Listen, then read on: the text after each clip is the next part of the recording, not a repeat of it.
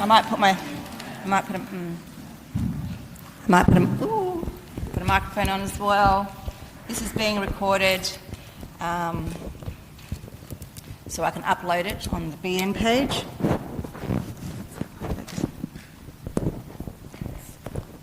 Let's see how this works, shall we? Welcome. So my name is Danelle Arthur. I'm the course coordinator for nursing. I'm expecting a further dribble of students in, but I'm going to get started because otherwise I've got a lot to say in 3 hours. So thank you for coming and joining nursing. What an exciting career you're about to jump into. Carlo, welcome, come on in. So there's a lot of people overwhelmed and excited and overstimulated and nervous. The group I spoke to yesterday were, and that's okay, perfectly normal. So, but look around you, look at all the people who are doing nursing with you. Some of these people will soon become your lifelong best friends forever, because sometimes that's what happens when you meet people at university. So welcome. So we're going to start today with acknowledgement of country, which is what you'll find happens in most classrooms. And we actually have someone recorded doing it. Let's just make sure I get my slides right, and then I'll be able to talk a little bit more. Okay, let's see if we can make this work. So I'd like to give a really warm welcome to Flinders University. This is Simona Lacca, and she's our Pro-Vice Chancellor Indigenous. And this is Professor Romy Lawson, Senior Deputy Vice Chancellor. And we're located at University in Perilla. We'd like to acknowledge all traditional owners and custodians on the lands of which our university is located, within South Australia and Northern Territory. Whether you're studying on one of those campuses or online, we warmly welcome you to Flinders University. Yungarenthi in Perilla means meeting place in Ghana, and we were gifted the word Yungarenthi, which means to impart, to inform and communicate. We're right next to Yungarenthi Tupu, the building where our Aboriginal students come and learn. So to start your journey with Flinders, we're privileged to have Cliffy Wilson with us today. He's here from the Pumakara, and he's going to do a welcome to country for us. Nyankenemera, Lamani, Nana Cliffy Tampu, Munachi Wilson, Nagana, Namgiri, Naranga, Najoi, Alambamiyu. Maru Changa Gana Mera, Nabu Tambati, Nabu Gani Kanga Kitandi. Nawang dari mana lebih negara yatana, nasional dari Italia, Nachalia. Good morning to each and every one of you behind us today. My name is Cliffy Wilson, but I also go by Tunku and Mamacha, which are both my traditional Ghana names down here in the city of Adelaide. So Tunku is my totem, and my totem is a kingbrown snake, one of the most dangerous animals in the world. Also, Mamacha is just my birth order name, which translates to the fourth born and male of my family. I'm a proud Garden man from here in the city of Adelaide, but also a proud Dunedin man from back on the lower edge of the Coorong and the Coorong Peninsula. My family title is sent out to the Naranga people on the York Peninsula, also to the Nudgee people on the Flinders Ranges, and last but not least, the Aranda people in the Northern Territory Alice Springs. I'm here this morning at Flinders University in Bedford Park, also known as Yungarenthi River, which translates to meeting place, which is located on the Ghana lands. And on behalf of the Ghana people, I'd like to welcome those who are situated here in Flinders Uni at Bedford Park on Ghana lands, but also welcome those across South Australia who are located on other Aboriginal lands. May we pay respect to the traditional custodians of those regions, and also pay respect to their cultural and spiritual beliefs that are still important to the living Aboriginal people today. Also, we do have campuses located in the Northern Territory, so I'd like to pay respect to the traditional owners of those regions. And to the staff and students, may we take care of these campuses and the surrounding communities of these areas like the Aboriginal people have for many thousands of years. But also, may we pay respect to the cultural and spiritual beliefs of the Aboriginal peoples across the country and recognise that their connection to the land, the sky and the waterways that surround and connect us are still as strong, still as important, but also still as important to the living Aboriginal people today. I would like to finish off by saying Nachalia and Nakada. Nachalia means thank you in Ghana language, and Nachalia means we'll see you again when our pass meet. To all students, I would like to wish you all the best for the remainder of the year and for your future studies. Thank you very much. Thank you so much, Cliffy, for offering us a welcome to country, and also the acknowledgement of all the traditional owners on which our universities are located. So welcome to all our new students. I hope you have an amazing semester. And remember, have fun. Have fun, absolutely, that's what you need to do. Right, so today I'm just going to take you through some slides about leadership, about things that you need to do, some time management. I'm going to talk about nursing a little bit. I'm going to introduce you to some staff members, and our Vice President, Executive Dean will give another chat in a second. I'm going to introduce you virtually to Professor Tracy Humphrey. So she is the Vice VPED, we call her for short. A lot of acronyms in nursing. She is in charge of all of the college, so all of the 16 health disciplines that we have, and then we have nursing specific. So she's going to give a little welcome message in a second. Under nursing, we have Associate Professor Carleen Thornton, so she's more outward facing, although a lot of us have our service roles as course coordinators and deputy deans. We also teach as well, so you're likely to see Carleen occasionally in your classes. Mostly post-grad though. Then we have Associate Professor Jason Mills, who's our academic lead. So Jason will provide that overarching leadership for our nursing team.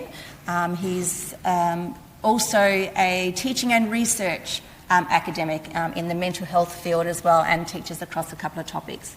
Our senior lecturer, Guy Peacock, is, as well as being a senior lecturer, is a teaching program director a couple of days a week for nursing as well. So he will oversee and make sure that policy is implemented correctly. He might see students sometimes regarding their grades review or their complaints that might come through, where he might need to bring out policy to sort out an issue. Then there's me, so I'm a senior lecturer as well here, doing a couple of topics. So I'll work across, you'll see me in second year in patho. You might see me in the labs. I like to dabble in the labs, especially with the assessments and things. And I'm also the course coordinator, so I oversee sort of nursing generally with the topics, the structure, and things that go on within that course. So sometimes you might find yourself coming to see me or talking to me about any issues. And then senior lecturer Jessie hasn't turned up. She might still turn up. We've recently commenced an asynchronous offering of nursing, which is, when I say online purely, there's no lectures, there's no one, it's independent learning. We've only got, I think, about 100 students in there. She's recently taken up course coordinating of that, and is also a senior lecturer, a lot in the first year space, 1020, which you will all be doing. She's your topic coordinator for that one. This is Tracy's message, so this was the very important person, our VPED, and she has got a message for you all. Oh, does she though?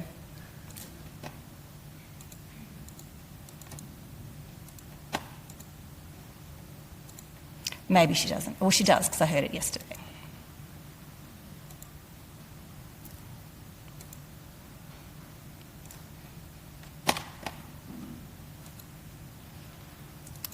Oh.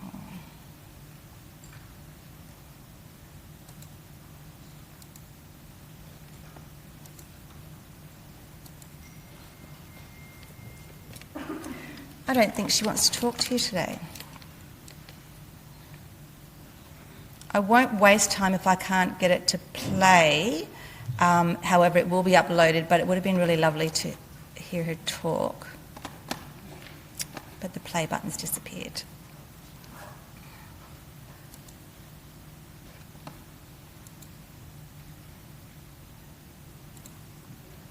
All right. I won't waste time with that, but it is a lovely, she's got a very, very Scottish accent as well, but I will upload this, and please take 5 minutes to listen to it. But basically she'll talk through, about the great shortage of nurses, and how, wonderful it is that you're coming on board, and that you will definitely find a job out there, and how much we are well respected in the industry. So nurses are quite often, almost every year actually, I think for the last 23 years, been at the top of the Morgan Gallup poll for the most honest and most trusted of careers. So you're coming into a good career. So I'm sorry that we couldn't get to that slide. However, we will continue for the sake of time. So, more leadership. So I've got a couple of people here today because it's week 0. So a lot of our topic coordinators and service and leadership people are either preparing for classes or in classes, or maybe even working in the labs that we've got going at the moment. So I want to introduce you to a couple that are here. So Deb Sermon, hands up over there. She is the first year coordinator. So you might get to see Deb. Deb also teaches in multiple topics across the curriculum as well.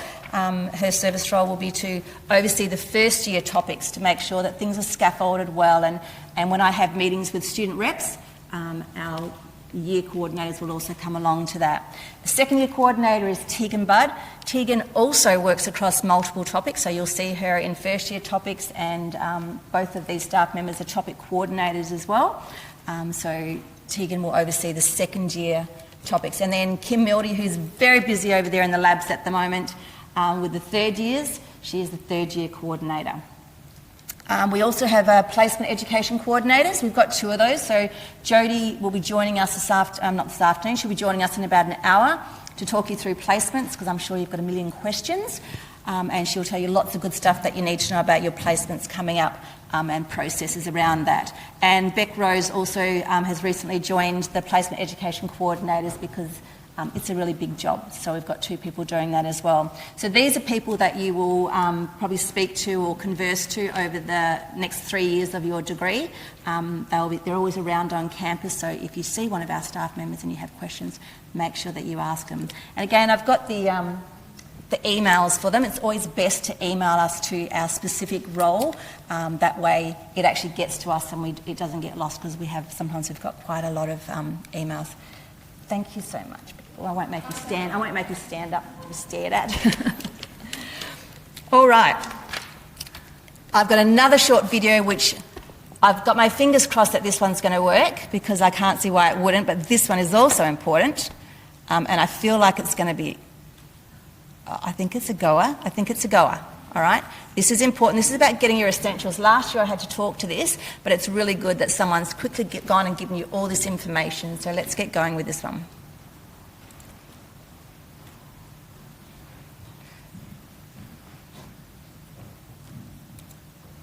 Welcome to Flinders University. This is your guide to getting started, staying connected, and finding support. Let's go.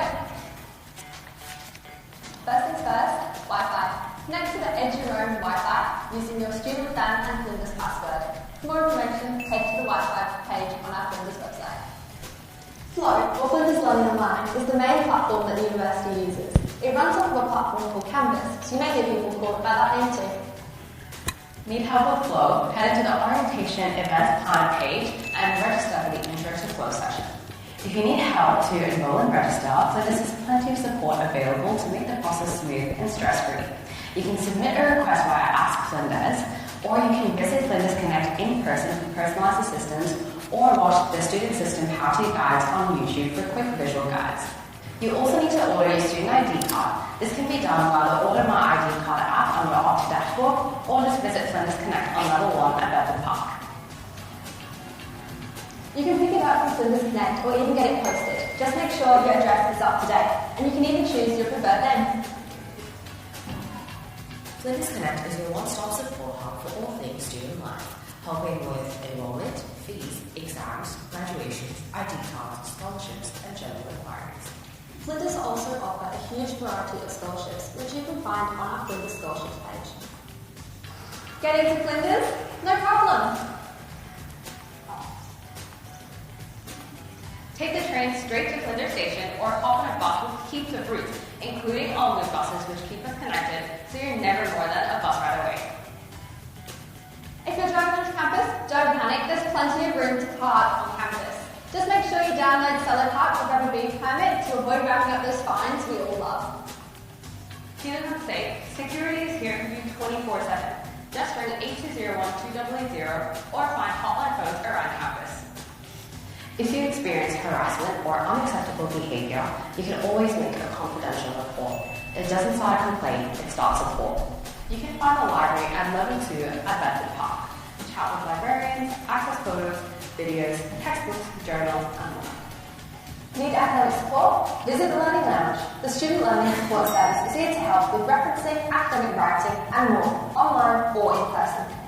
Better You connects you with wellbeing resources, physical, mental, social, and spiritual. Check it out to look after you. You can see a doctor, counsellor, or disability advisor through health counselling and disability services available on level 3 of the Student Centre building by phone or online appointments. These appointments can be bulk billed or covered via an overseas health card. Contact them on 088201 2118 9 a.m. to 5 p.m. weekdays. Oasis is your wellbeing space. There's free tea and coffee, prayer rooms and social events, markets and wellbeing programs. Are you an international student? Come over to the International Student Services where you're supported through advice, volunteering, social events, meet and greets, and much more.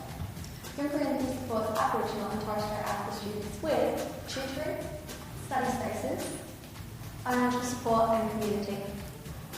If you're a student with disability or mental health conditions, visit the University Specialist Employment Partnership Team. The USEP team offers specialised on-campus employment help in partnership with the Community Bridging Services. Ready to kickstart your career? Careers Hub is here to help you build resumes, networking, business ideas, and placements to jumpstart your career. More details on all the services discussed in this video are available on the link above. And just remember, university is more than just classes. It's about finding your path, building your future, and accessing support. And don't forget how to fun along the way. We're super excited to have you here. Welcome to Flinders. Well, that was lovely. That's a nice warm welcome. So, how many people have gone onto the free Wi-Fi? I'm not seeing as many hands as I thought I would. Free Wi-Fi, people.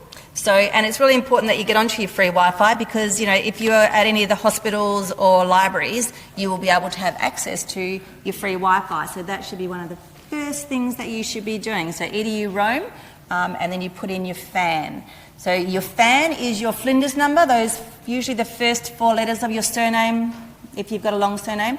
And then there's about 4 numbers after that. That is your FAN. You need to know that while you're here at university, because that's what you'll be required to log in, etc. So that's how you will get access to the free Wi-Fi every time you come into the university or to a medical facility. You know, like if you're at Flinders, you'll still get that.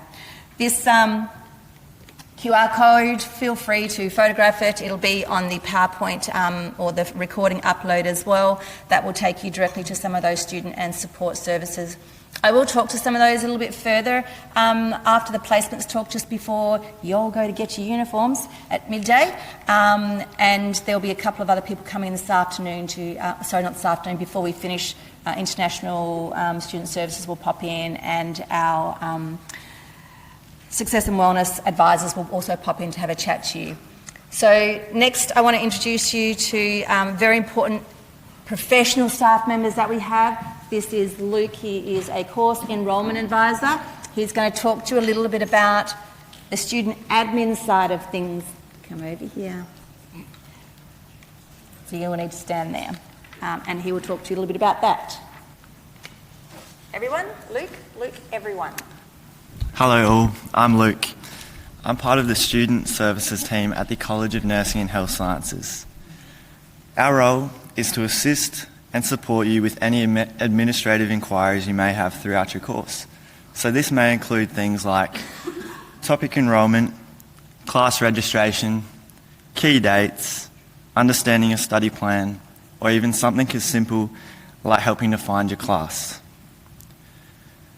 If you ever have a question or need some guidance on anything, please reach out to us and we will be able to help you or direct you to the right person. So we can be contacted via phone, email, Ask Flinders, or you can even come visit us in person as well. I'll move to the next slide and we can have a quick look at what bundles are. Many of you might not know what bundles are just yet, and that's perfectly okay.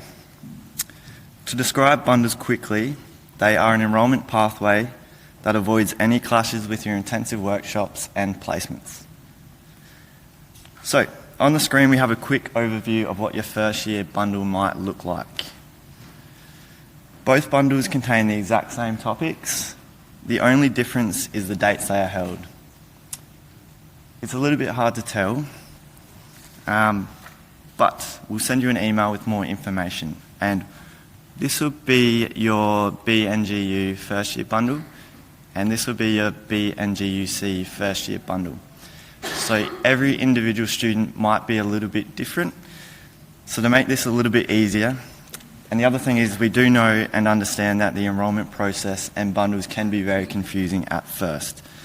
So to make it a little bit easier, we'll also send you an email with everything you need to know. Within the email, it'll also include a study plan for enrolment guidance, a digital copy of all your bundles so you can have a closer look at it, written and video guides of the entire enrolment process in case you get stuck or a little bit unsure, and will also include helpful information to begin your course smoothly. Once you receive the email, please feel free to respond directly to us or use the other contact avenues we have to reach out to us. And from me and the Student Services team, we hope you enjoy your studies and wish you the best of luck. Thanks, Luke. That was really good information. There's really important stuff about your bundles. I did explain, is there any ENs doing the EN pathway here today? A couple of hands, that's good. So that's why I've included a couple of slides that will talk to that so that you do understand, hence that second slide that said EN bundle, that's aimed at you guys. Just so the BNGU people know, most of you are enrolled in the 3-year pathway, but for our enrolled nurses that come through to upskill, we have a 2-year program and we call that the BNGUC. So, and they usually come to this one because after semester 2, I think, then they mainstream with the normal enrolment. Now, if you have any questions as we're going along, put your hand up. You can wait to the end, but then at the end, suddenly we have 15 minutes for 7,000 questions. So if you have questions as we're going along, you're welcome to put your hand up and scream out your question, and I'll try and repeat it so that we can have it on the recording. Those that are standing, it's a long time standing, so there are some spotted seats here and there and everywhere. So if you can, find a spot to sit down, just for your own comfort more than anything. In the other video, when it talked about security and things like that, on the back of your student card, just so you know, there should be a contact phone number for security. It should be on the back of your student card. So if you're using any of the phones, there are some free phones around the place that will connect to security as well. Losing my voice already, that's not a good sign. So hours ahead of me. Rightio, let's talk a little bit about nursing, because that's what we're here for. Exciting stuff, exciting industry you're about to go into. So I just want to talk a little bit about the sort of things you're going to be learning, just going over some of that stuff that you're going to fill your mind with this year. So in first year, there's lots and lots of stuff, and it's going to be all new and exciting. So in first year, we sort of make sure that you know all those foundational things that you're going to carry through and that will scaffold for all the topics to come. So you'll be doing, obviously, things like anatomy and physiology. Got to know that, right? Bones, muscles, cells, all that sort of stuff. So while you're doing anatomy and physiology, you will likely be doing the health assessment topic. So in A&P, so anatomy and physiology, you'll be learning about, let's think, say you'll be learning about the lungs, what the lungs look like, what do they do, why do they do it, and then when you go to health assessment, you'll be learning about how to listen to the lungs, how to listen to breath sounds, what a breath sound sounds like, what's a good one, what's not a good one. All right, so you'll come in and find a seat anywhere, people. So then you sort of can start connecting in those body systems. So you'll do A&P, health assessment, Australian healthcare system, so that's 1020, learning about what your role is in our Australian healthcare system, learning about the code of conduct, code of ethics, all those things that underpin your practice. Also looks at multidisciplinary teams and where you fit with that, and talking with them as well. Obviously, we've got a very important topic on nursing communication in 1021. So that's everything from non-verbal communication to verbal communication, talking to health professionals, all that sort of stuff. So usually by the end of those 4 topics, they're the ones that you need to pass to go onto your placement in semester 2. Okay, so they're your underpinning foundational nursing courses. In some second semester, you start doing, before I go, those first 4 topics that you're about to do this semester, 12 weeks long. Awesome. It's the first time you're going to be doing semester topics in nursing. From semester 2, for the rest of your degree, you'll be doing 6-week topics, so intensive topics we call them, and they are all over the place. So our nursing will usually go from January to December. So make sure you're aware of that when you're booking holidays, which I'll talk about again shortly. In second semester, we have a focus on First Nations health and cultural safety, another important topic. We also look at sociology, I suppose, in respect to the social determinants of health, the circumstances around why people might get sick and the services that are available and those sort of things that impact health. What else do we do in second semester? Oh, you've got your placement in second semester. So you will start doing your first placement, 1027, 2 weeks. Exciting, toe in the water for your first placement, getting used to the healthcare system, usually in aged care, just to give you a glimpse of it. You might find yourself working shift work at that point as well. So it's just to start practicing those skills that you will have started to develop. In second year, into some chunky nursing topics, pathophysiology, pharmacology, that's a combined topic. I teach one of those. Tegan teaches the one at the beginning of the year. So that's all about your disease process, what's going on in the body, whether it's diabetes or a thyroid issue or a renal issue, cardiovascular. We teach you about what's happening in the body. And then we talk to you about what medications might we need to fix this. How does it work? What sort of symptoms am I looking for? What do I do as a nurse? What is my responsibility around medications? Because as a nurse, a registered health professional, you are very accountable in this area. All right, so you learn the pathopharmacology over first semester and second semester. They will underpin a lot of your knowledge that you will require when you go on your placements. What else? Lots of other stuff. Physical and mental health. Obviously, when people come to the hospital, they don't just have a broken leg. Might have diabetes, they might have bipolar, they might have all sorts of things. So you need to be aware of all of these things. So in mental health topic, we give you an awareness around the mental health issues that are around. And then there is National Safety and Quality Health Standards. So that is what you do in semester 2. Again, a lot of these standards there underpin your practice when you're out there in industry. Second year, what else have we got? Legal and ethical considerations. So there's a lot of ethics in nursing, as you can imagine, with confidentiality, patient privacy, all the sort of things that you see. So we underpin and reiterate to you how important it is that you understand this and that you adhere to it, because it also becomes part of the framework that you have to work under as a student nurse and as a registered nurse with our code of conduct, our code of ethics, and the NMBA Registered Nurse Standards of Practice. You'll get to know those 3 things really well. In third year, step away from graduating. Exciting. So here we only do 4 topics. Sounds pretty easy, only 4 topics, right? They're big topics though. Oh, let me backtrack. What did I forget to tell you happens in second year? Placements, thank you. So, forgot about those. Very important. 2 4-week placements in second year. 1 in semester 1 and 1 in semester 2. All right, so those ones you probably get to go to maybe some wards, might do community nursing, might get to go to the prison. That's an exciting placement. All over, okay, Sala, Nalan, Carlin, private, you get to go anywhere. And we'll talk about placements further though.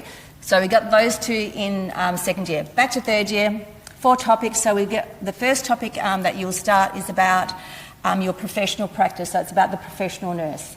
So in about mid-year of your last year, you'll be doing applying for TPPP placements. So that's your transition to professional practice. That's your first year as a registered nurse out there, applying for jobs, I suppose, out in industry. We teach you about, putting your CV together. We reiterate again about the code of conduct and all those framework that you work under to make sure that you really have a good understanding of that. So we assist you with that because applications are usually out about June. And then you have a 7-week placement. Nice, big, chunky placement to really get a good idea of what nursing is about. Because at the end of 7 weeks, you pretty much feel really like a nurse. And then you have one final topic at the end of your third year about care of the person with the chronic and complex health needs. It's sort of putting it all together from sort of outside hospital perspective and hospital avoidance, I suppose we could say that. And then you have your final 7-week placement. Then you're done and dusted. You're done. Go out there, apply to APRA, you're a registered nurse. Very exciting. Now, back to placements so you'll have 5 placements or 4 for the enrolled nurse pathway. Prior to every placement, you will do a clinical intensive block. That is 4 days, Monday, Tuesday, Wednesday, Thursday.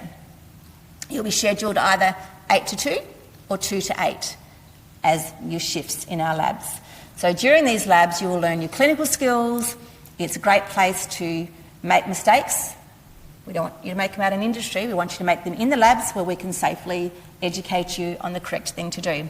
So it's a safe place for you to make those mistakes. Ask lots of questions, learn your skills.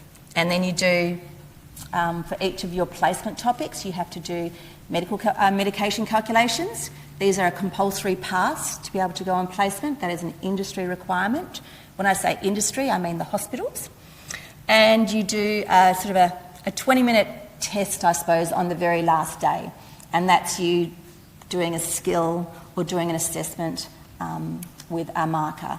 All right, and you need to pass that. That, again, is a compulsory pass. You need to pass that to go on to placement. All right, so they're the sort of things that you will do in the labs. Let me just see if there's notes that I wanted to tell you. Yes, tick box.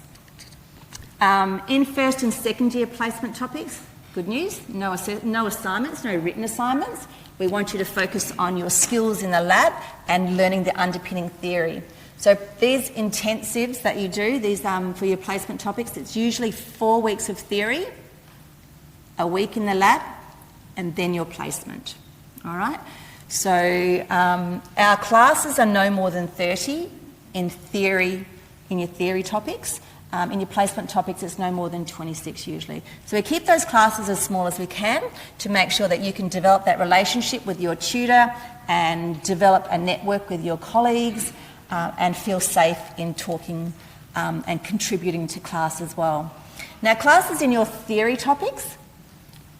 Now, I'm going to say this, but I want you to forget it straight away, okay? Are not compulsory. Quick, wipe. All right. It's really important that you come to class. Okay, that's the best learning environment that you're going to have. That's the place where you can ask questions, and I'll probably badger on about this a bit later because it's really important. So, and that's the place where you will learn. Okay, you can ask questions and get that immediate response straight away instead of not coming to class and sitting at home and trying to figure out what it is you're supposed to learn. All right, so we work on a flipped classroom.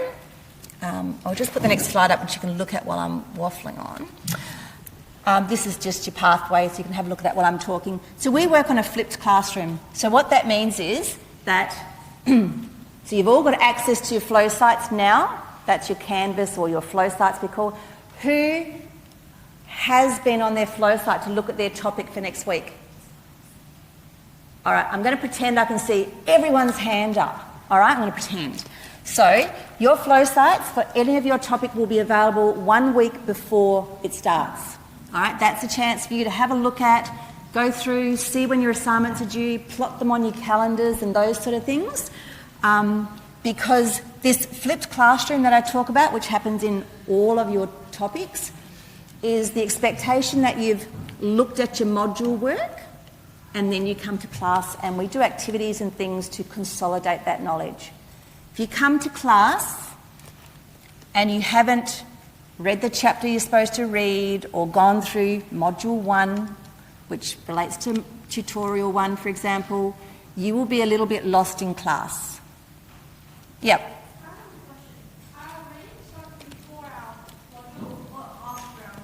The readings? Okay, so are the readings required before or after your module? It would be expected that you do your readings before the class, all right? Sometimes, and the tutors, TCs will usually say, you know, there's 6 to 12 hours of work required before you come to class, okay? You're doing 4 topics, you come into class 2 hours a week for it. This is not 8 hours a week and then I'm done. It is a full-time job. If you're enrolled full-time, you should expect to be studying 38 hours a week. So if you think, I'm in class for 8 hours, what am I doing for the other 30? The other 30, you're doing your module work for your topics, you are starting your assignments, doing a little bit each week, and you are doing consistent study.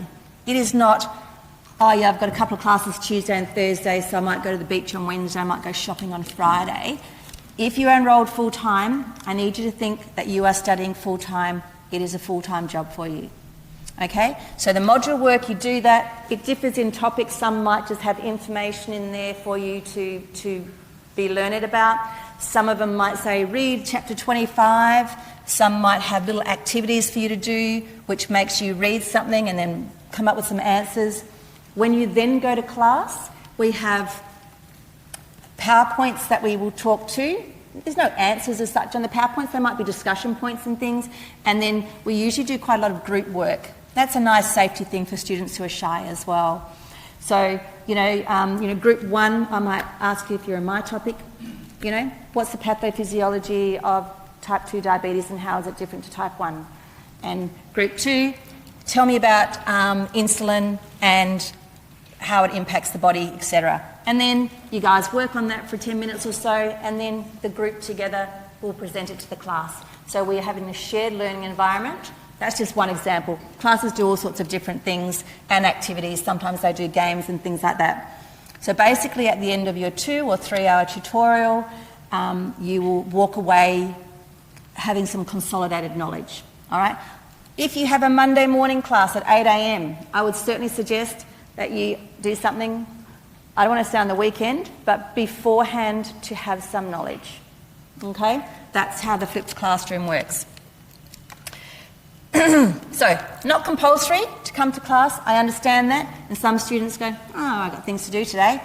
It's up to you then to do your independent learning to catch up. Most of the topic coordinators will provide a copy of the PowerPoint. Again, it won't always have the answer on it, so you will need to do your independent learning to answer those things on there so that you are up to speed, all right? Because it's up to you to engage in class. I don't think I was actually to talk about that right now, but here I've done it now, so that's good. Your labs are compulsory. You must attend those 4 days of labs.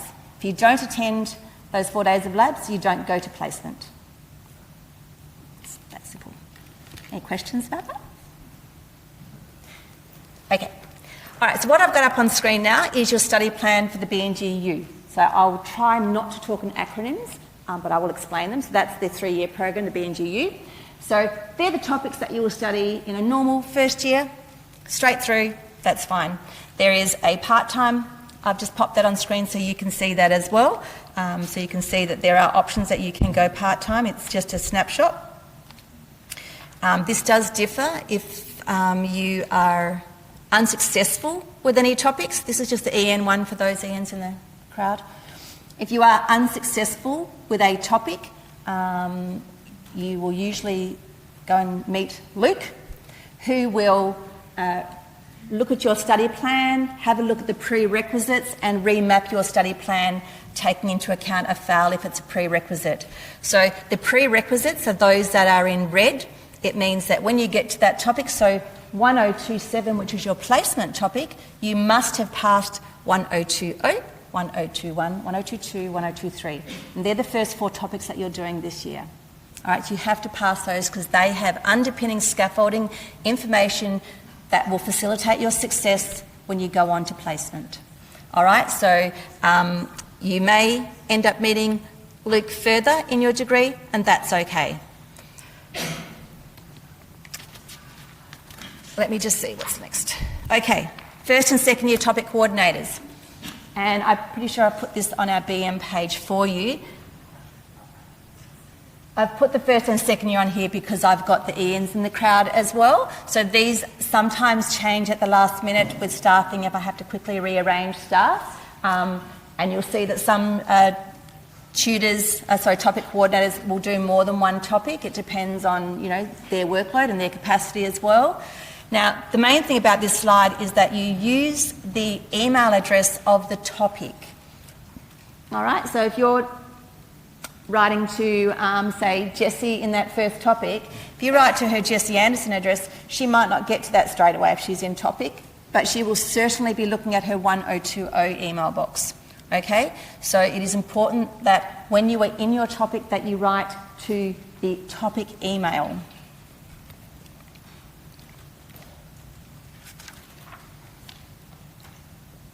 And sometimes students write to topic emails and the personal email. So I think I've answered this one, and then a day later I get to my other email box and I'm like, I'm pretty sure that student wrote to me, so it wastes our time as well. You will get the quickest response if you write the most direct way, which is to the topic email. Copies of this, anyway, will be available on the BM page. You'll find that your topic coordinators will also provide a list of your tutors. So in your topics, as a topic coordinator, as you can think, all of you are all enrolled in 1020. Jessie can't teach all of you, so she's the topic coordinator, and then we have tutors. Tutors are our academic staff who teach the classes of 30. All right, so we might have anywhere between 5 and 15 tutors in a class. These tutors are all prepped with the same materials to ensure that every student receives the same experience and the same information. So you may even contact your tutor in the first instance, which I'll talk about on a communications flowchart shortly. On here, you'll see I've got for the first 4 topics, semester 1, semester 2. This is a new thing this year, and the reason for that is from this year we've got a mid-year intake. So this is commencing this year, and what that means is those 4 topics that you're doing in semester 1, I've now made available in semester 2 for mid-year entry. These are for students who might be having a gap 6 months. It's also handy if you've been unsuccessful with one of those first topics that you need, and then you can do it again. So that's certainly very helpful for our international students as well, because it's very costly, or for everyone really, to be doing your topics. So, and it does, we don't like for you guys to be delayed a whole year when you've been unsuccessful with a topic, so this is a nice solution to that as well. So as of this year, we're just doing those 4 topics. Then next year the rollout is all those topics that you do in semester 2 are now going to be available in semester 1 next year. So by 2028, all of our topics will be available in semester 1 and 2. All right, it'll make our timetable look very, very busy, but what it'll do, it'll help students who might need to take 6 months off for whatever reason, and they only fall behind 6 months instead of having to wait a whole year to catch up with their degree. So that's a new thing this year, and we'll try to provide correspondence as that comes to hand about that as well. What else is new? Well, you can see the beautiful uniform we've got here. I'm not going to model it, but I'm going to show you. Big nursing student on the background. Have I got that on there? I'm going to go up in front of my camera and show. So it's got nursing student. Lovely new scrubs. These will be available for you to purchase. We have Valerie Travers on campus today. They are here from 12 o'clock, so they weren't going to come while I was doing this because I thought, oops, I was like, no one's going to turn up, or if you go away for your 10-minute break, no one's going to come back because you're out buying uniforms. So he is going to be downstairs setting up near the cafeteria, so you can buy you can get your size right and get your uniform organised down there. So all first years must purchase this uniform. Do not be going on Facebook and buying second-hand royal blue uniforms because they are going to be phased out. Okay, so you all must purchase this uniform. The other royal blue uniform for our second and third years, obviously I'm not going to make them. A lot of them have purchased this one anyway, but I'm not going to make them purchase new uniforms, but they will be phased out once you're out in industry. Also new, just so you know, everyone knows about our shiny building in North Terrace right next to the railway station. We have a new enrolment location called Flinders City Campus. I believe it is full. It's pretty chockers with students at the moment, but that's just a new location that students who enrol in there will be guaranteed their classes there. In saying that, we are doing ad hoc classes. There's probably 2 to 4 classes of every topic that is available at Flinders City. They also fill up very fast, and I can't just manifest another 2 or 3 extra classes. So it's basically first in, best dressed. However, our campus here is fantastic, and that's where I would expect most students to be. Welcome. Course representative. So, always looking for this. I probably need to chuck this up on our BN page, which is on your dashboard. So on your dashboard, I mean on your Flow or your Canvas site, you will see BN information page. So that's a page that I put together. I try and keep it updated. But every time I have an announcement that I desperately want you all to know, I will put an announcement up there about something. The year coordinators also can put announcements up there. Sometimes jobs come up, you know, AINs or carers or whatever that come to us from industry. I will usually put them up on that BN page. I will highlight for first years or for second years so that you know to have a look at that. But lots of information will go on that page. So course representative. This is really important because students need a voice as well. I need someone to talk on behalf of everyone. I can't have 1,000 students from first year or whatever coming to see me and tell me about an issue or a problem or something good. So you would go to your student representative. So we like to have multiple reps from each year because, you know, you're also very busy as well, and you might be busy, but the other first year or EN rep might be available. So I usually meet with the year coordinators, with the student reps maybe 3 times a year. And I want to know things, what's happening out there, what are the students saying, you know. What's the food like in the cafeteria? That seems to come up every single meeting. As well as, you know, too many assignments, but, you know, you've got to do assignments, you're at university, right? But we want to hear these things. We want to see if there's some patterns of things that we might need to change to make your student experience better. So that's a really important thing. It looks great on your CV too, you know, because it's like it's a leadership opportunity for you. So consider it seriously. And if you're interested, drop me an email to the BN Course Coordinator email, and you will have training through FUSA, which is the Flinders University Student Association. So you get training on what to do and everything, and honestly, your obligations are like to meet 3 or 4 times a year and just to listen to your cohort. I get some really active student reps in this area who, you know, they make sure they reach out to the cohort, they do little surveys and all sorts of things. But I also get student reps who don't do anything. So I want, if you're serious about it, I want you to put your hand up and do this. It's like 3 or 4 meetings a year, that's about it. So a really good thing for you to do from a leadership perspective. Communication framework. So, it's about getting the answer the quickest, right? So you need to know the right person to go to. So I'm not going to knock you back if you write to me and ask me something about placements. If I know the answer, I'll give it to you, but then I'll also say, these are the people you need to speak to. So if you need to talk to placements, I'm probably, whilst I know a lot of stuff about it, I'm probably not the person to talk to, given that I have topic coordinator box, staff box, a course coordinator box. These are the emails, and I might not get to it straight away. So placements, you go to placements. If it's about the college, about your enrolments, about anything like that, it's Ask Flinders or, you know, refer to the slide that Luke spoke to. If it's about health and counselling, I'll probably refer you to health and counselling if that's the case, or provide you with details. So it's probably about being aware. This is also up on that very important BN information page as a flowchart for you to have a look at if you want to know something as well.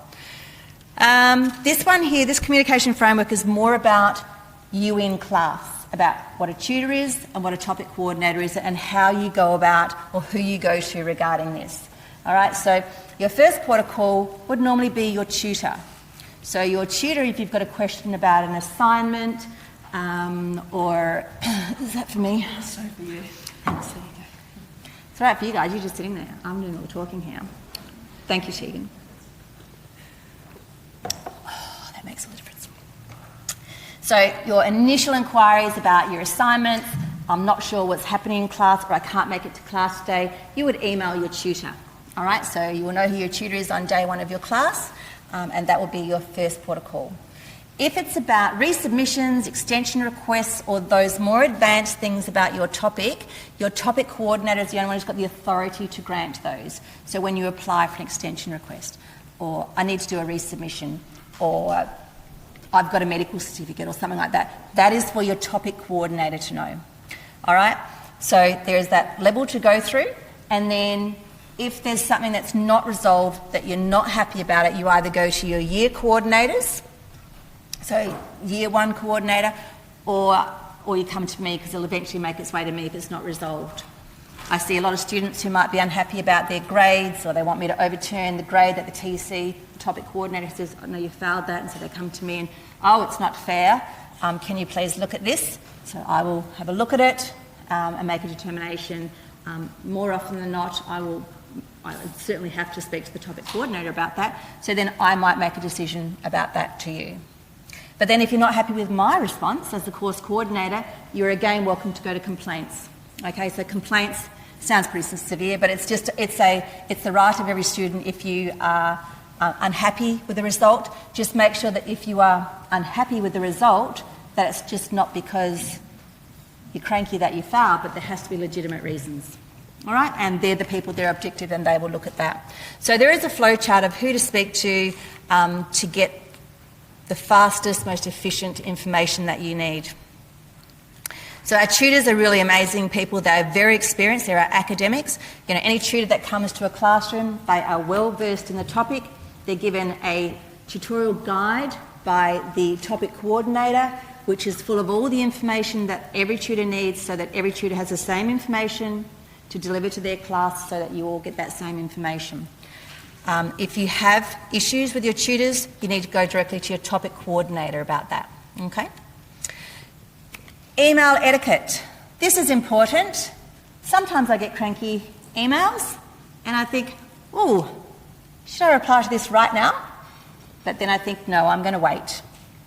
Like the student should have waited. Because sometimes you get really cranky about just type out something and send. When you do that and you're really, really passionate about something, type it but don't send it straight away. Have a think about it. Wait an hour or so, because then you might change the tone of it, okay? So it's important that when you're contacting us that you are polite with your correspondence, you're polite with your language and your tone, okay? Because I'm much more inclined to answer someone if they've asked me something nice within a very short time frame than if someone's being rude to me. And I will normally send back a code of conduct and a little email about being professional. Okay, so that's about your professional communication is important. The other important things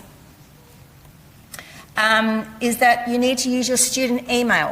All right, sending an address from hotpants85 or I'm so great, just ask me at Gmail or Xena Princess Warrior at Yahoo may go into our junk mail.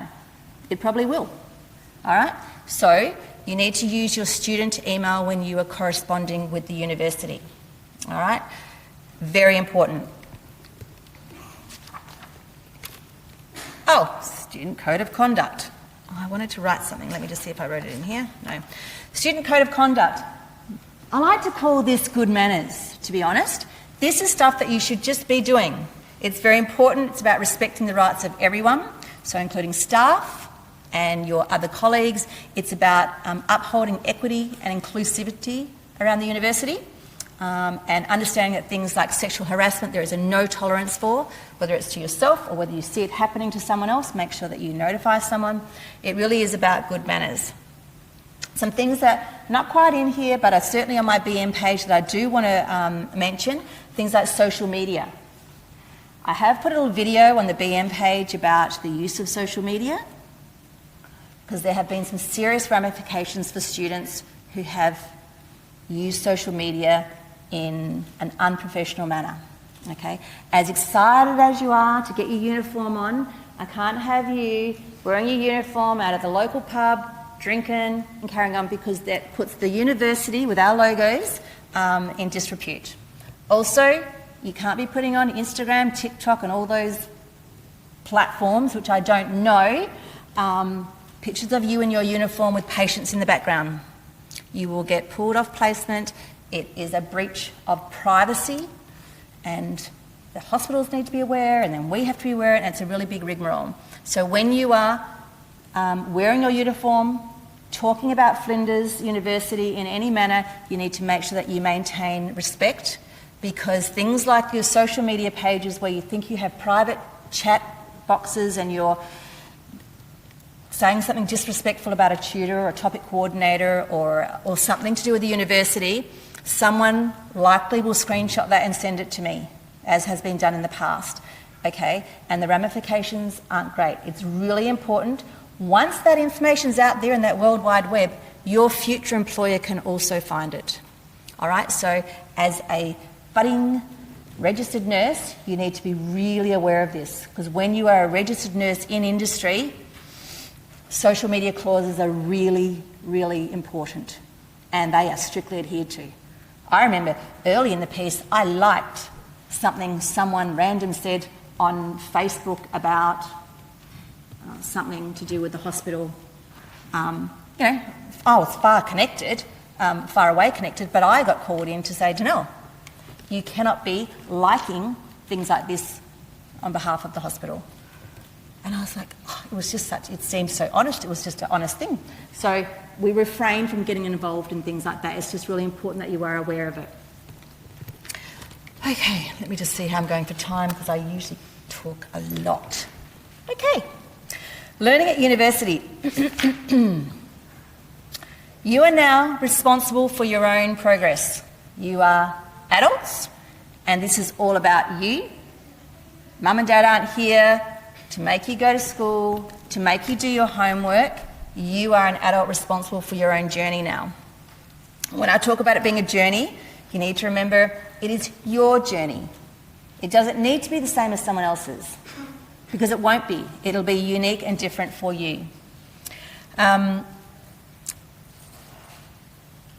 What you learn and the effort you put in and your engagement is up to you. Do you want to be a terrific nurse who knows lots and lots of stuff? Do you want to just scrape through? Do you want to risk failing a topic because you're really not motivated? These are your decisions to make now, okay? So you need to be the one to ask questions. So how to succeed? You need to come to class, okay? I know that they're not compulsory, but I can tell you for a fact that the statistics of students who come to class and succeed are far greater than those students who don't. And that makes perfect sense. So you can't replace real-time interaction with a recording. We don't generally record classes because that's not equitable. If students come to class and they do their group discussions and they come up with all those answers, they've done all that work, all right? We don't do lectures. So a lecture, it's pretty much what I'm doing. It's where I stand somewhere talking for 3 hours and you sit there passively just absorbing it. Our tutorials are not like that. Our tutorials are you actively involved in the learning, okay? So you can't sit back and just receive the knowledge, because gosh, wouldn't that be super easy? Just plug it in and we're good to go. But no, it doesn't happen. So I talked about the flipped classroom. That's the concept of the flipped classroom. You will take in more if it's interactive. And you know what? I get that sometimes you might be shy. And usually when we put people in group work, usually a leader will emerge from that group, will be that one that speaks. But after a couple of weeks of the safety of the classroom and knowing your colleagues, even those shy students will start, putting their hand up and interacting, and that's what we want to see. We want to see that engagement, all right? Because, gosh, nursing is all about talking to strangers every single day. So many. So you need to get used to that. Nursing is really hands-on. So throughout your degree, you will be hands-on, and that even means communication. It's also an opportunity to network when you come to class, okay? Meeting colleagues, meeting new best friends, organising study groups. This is a really important thing for you. So basically, it's your chance to take control of your education.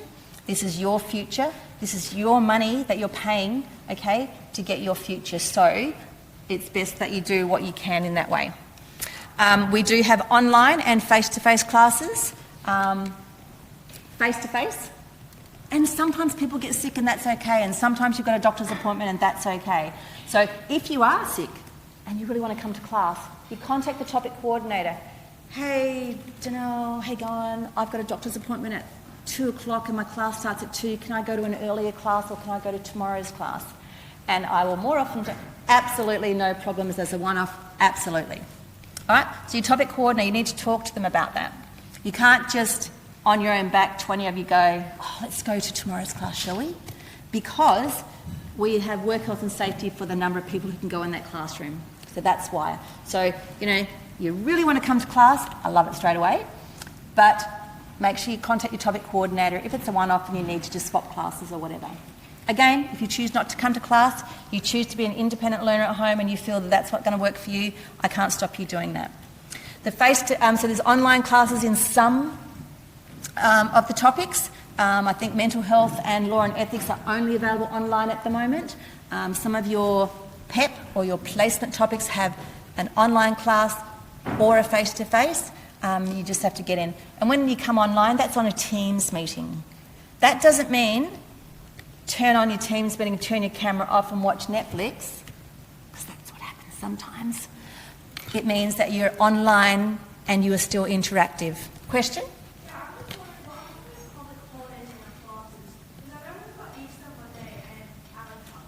Yeah, public holidays and classes. So public holidays and classes are being rescheduled, is that right, Luke? Public holidays, classes on public holidays have all been rescheduled? Yes, so you won't have to do any classes at public holidays. Yes, we're not going to call you in because we won't be here. So there's no point you coming in. So you will have been advised if you have, because I think there's a month that we have a lot of public holidays, and all those classes will have been rescheduled and you will have a one-off some other time. Depending on the class, they might do a random online. It depends on the capacity that we have for classrooms. Did that answer that question from some? Does that change for Placements? Yes, I do. If there's a public holiday on placement? If there's a public holiday on placement, it depends on the facility. Some of the facilities won't have people who will be there, so you may not do that public holiday. You may have that day off. It depends on where you're going. I'll get Jodie to talk to that when she comes in as well, so that you make sure that we know, because you need to do a specific amount of hours. All right, in our degree, which I didn't mention, you will do probably 960 hours of placement. All right, so 960 hours. An industry like that, because having lots of hours of placement means that you've had lots of practice getting your skills perfected. All right, so and it's important that you meet that. If you go onto a placement, say your 4-week placement, which is 160 hours, you need to do 160 hours. Not 158, but 160. Okay? So that's what will be recorded, and that's per accreditation. So any issues with coming to class or any issues that you have, contact your topic coordinator at the earliest convenience. It is no point saying to me as your topic coordinator in week 6, I've been really struggling for 6 weeks. I don't think I can get these assignments done. Because in week 6, I can't do anything at all for you. In week 1 and 2, I can try and put some supports in place for you. All right? So contact your topic coordinator as early as you can. So university is a new experience for a lot of people. We get all sorts of students here. There will be those come straight from school. There will be those that are going for a sea change and changing their career entirely, something entirely different. We see a lot of that. Might be people upskilling, like our Ian's upskilling to registered nurse. There might be people who are first in family to study, and sometimes that's a bit of pressure on you as well. Or simply you're just trying to find out if nursing is the right thing for you, so you'll do a year and see how you go. Lots and lots of different reasons that people come here to university, and lots of different ages. I have students in class who is 70-something years old. That's one of mine. So we have students from 18 right up to 70-something. All right? So I know I bump into a lot of mature age students, then they feel all embarrassed and, going to class with the young'uns. Don't be. If you've got experience doing something out in the workforce, you bring value to that classroom. Everyone here who's not straight from school, for example, will bring value of something. Whether it's your confidence, your communication skills, you might even have some other transferable skills. So anyone who's done something different and then come here, you will bring something to the classroom and add value. All right, and that's a really important thing to remember. Your life experience matters. What you've done, even if you've taken a year off school, even if you come straight from school, Your experience matters, okay? You've got all those great transferable skills. Bottom line here is it's your journey, okay? So some people will do these 3 years, smash it out and get it done. They are done and dusted, passed everything first time, in, out, nurse, great. There are other people who need to do it a bit slower, that was poor language, a bit slower. Because they've got families, or they've got health issues, or they've got sporting commitments, or they've got other things in their life that they have to try and fit in with their studies. And this first year is really that year when you try and find that balance. It is hard to do sometimes. We've all been there, and I can tell you it is difficult. So again, your journey will be different to the person sitting next to you, and that's okay. But if you try and keep up with someone else's journey, you'll find yourself getting derailed, okay? You need to make it about you. And in saying that, you need to think about what's going to work for you. You might get through to, say, middle of the year. You've done your 4 topics. You're absolutely burnt out because you've pushed yourself to the limit with everything else going on in your life. You need to assess, should I go part-time? Do I need to do this in 3 years? Can I give myself a break for a year? All right? You need to make sure you think about that. Okay, the whole analogy about, when you're on an airplane and they say, if you've got a child, put your own mask on first. No mother's going to do that. But we have to do that because what if we pass out? Then me and child both get no oxygen. You need to look after yourself, okay? What's going to work for you and your situation? There's always the option to go part-time. That's why you need to be aware of some key dates.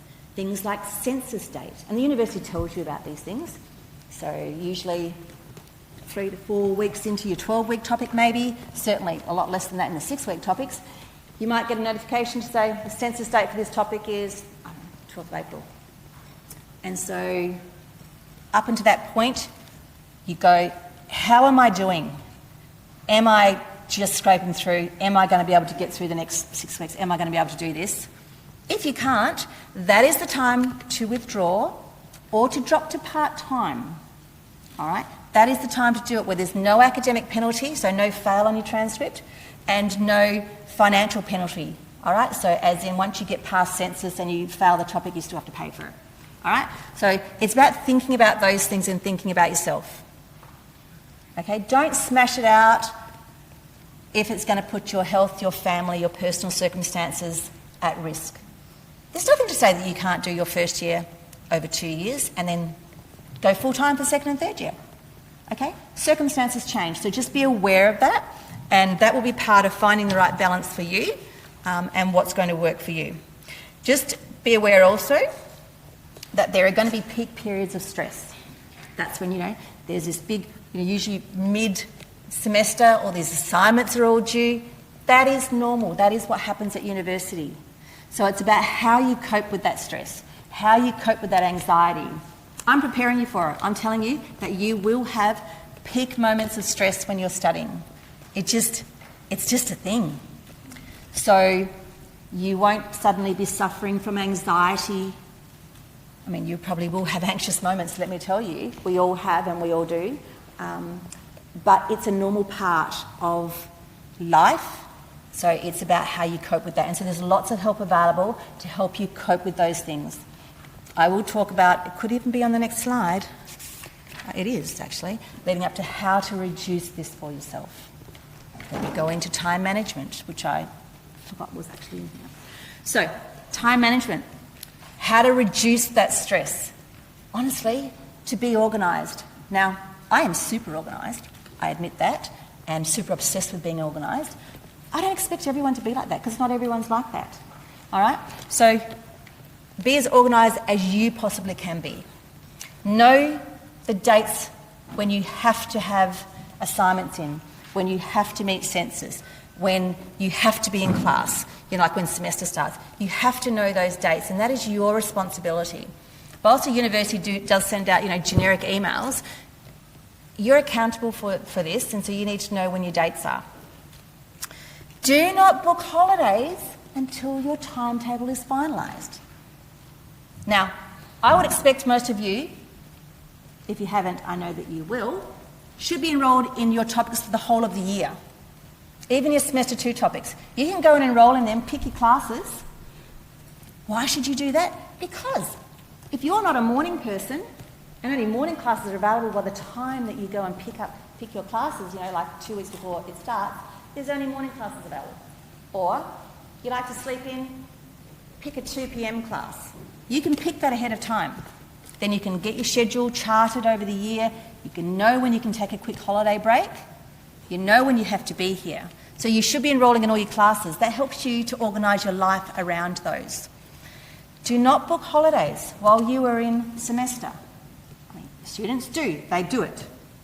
And then they come to me as course coordinator, tell me about this trip of a lifetime, that they're going on a cruise. And I'm like, that's fantastic. Enjoy it. That'd be terrific. But I can't give you an extension for that time. You will need to defer if it's over a whole topic. Okay? So your personal holiday time, you need to now, for the next 3 years, organise that around your studies. That's the sacrifice. And it can be done. Hundreds, thousands of students have done it. All right? I'm not saying don't take holidays because you need to. You need to have some recreation time. I'm saying pick the times when you can do it. Don't pick the day after the semester block finishes or the topic block finishes. You might have to resubmit your assignment in that time. All right? So think about it. But I guarantee you that if you say to your topic coordinator, I'm actually away, I'm going to New Zealand skiing for a couple of weeks. There are no extensions, there is no account, we can't give you anything in that time. You choose to be away, you will have to catch up with your study while you're away, but we don't give extensions for those sort of things. So just be aware of that. I'm just being transparent here, I'm not being the big meanie, but it's good that you know all this stuff ahead of time. Hurdle assessments, these are the compulsory assessments in your placement topics. Medication calculations, attending the intensives and your placement and your assessment test at the end of that. They are NGP, non-graded pass, hurdle assessments. You cannot continue in that topic unless you've passed them. All right? So they're things to be aware of. Focus points where you know this is a stress point. I really have to focus now. I have to make sure I do this. Okay? Did I just whiz past? Oh, there's some key dates. Now, these key dates are generic. They will be different for each of your topics. I can't stress that enough. They'll be different for each of your topics. 12-week topics, they will have a standard census date. 6-week topics will have different dates. Your placement topics will have different dates. That is very available to you on the Flinders website, okay? So these are generic. Nursing does not do normal semester, okay? But census dates, last days to enrol in topics, they're important because once you get to your 6-week topics and you haven't enrolled by day 1, I get all these emails from students, oh, I forgot to enrol or I can't do anything. You've been told to enrol in day 1, that's when you need to enrol by. All right, so things like that. When your examinations are, you've only got exams for AMP, there's a set date. You need to make sure you're available on that date. Okay, you've got a year's notice. Time management. It looks different for everyone. You need to find what works for you. If you're super IT guru, you might have something on your phone that tells you something. You might have something set up in your Outlook calendar or some sort of IT app that works for you. You might be one of these people who needs a diary that they can flick through and write on. Or you could be someone who writes all over the fridge when you've got due dates. That's okay. That works for you. Do what works for you. You might take 6 months to 12 months figuring out what does work for you in this way. It is important to do this, which is why I said that your flow sites are open this week to have a look and see when your assignments are due. So most of you will be doing, in the undergrad, 4 topics. You need to be getting a big chart of some sort, big cross when your assignments are due. Don't start the assignment the weekend beforehand. That fills me with stress. Okay? You need to start as early as you can. Okay? Start working on little bits. Okay? You might have 4 assignments due within a 2-week period. You need to be working on it a little bit each day. Each day, every couple of days, let me go back, what's my assignment for the communications topic? Okay, well, let me start collating data to get together for that. And then in the afternoon, I'm going to have a look at the health assessment topic and see what it is I need. Let me look at the question and see what it is they're asking me. I need to make sure I'm clear on what they want so that I can answer it properly.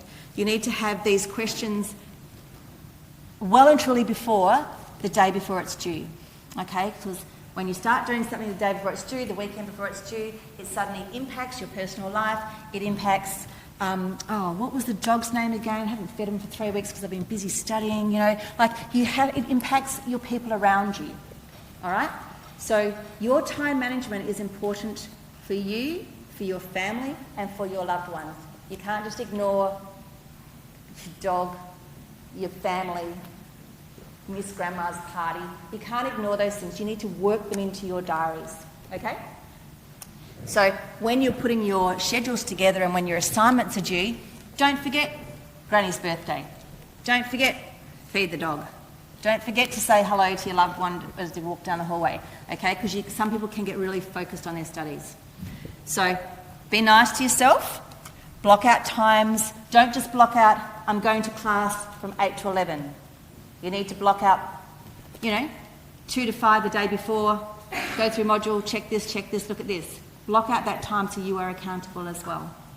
Now, I know this all sounds a bit obsessive, but when you get to the end of semester 1, you might go, actually that had a lot of sense what she was saying back then, maybe I'll try that for the following semester.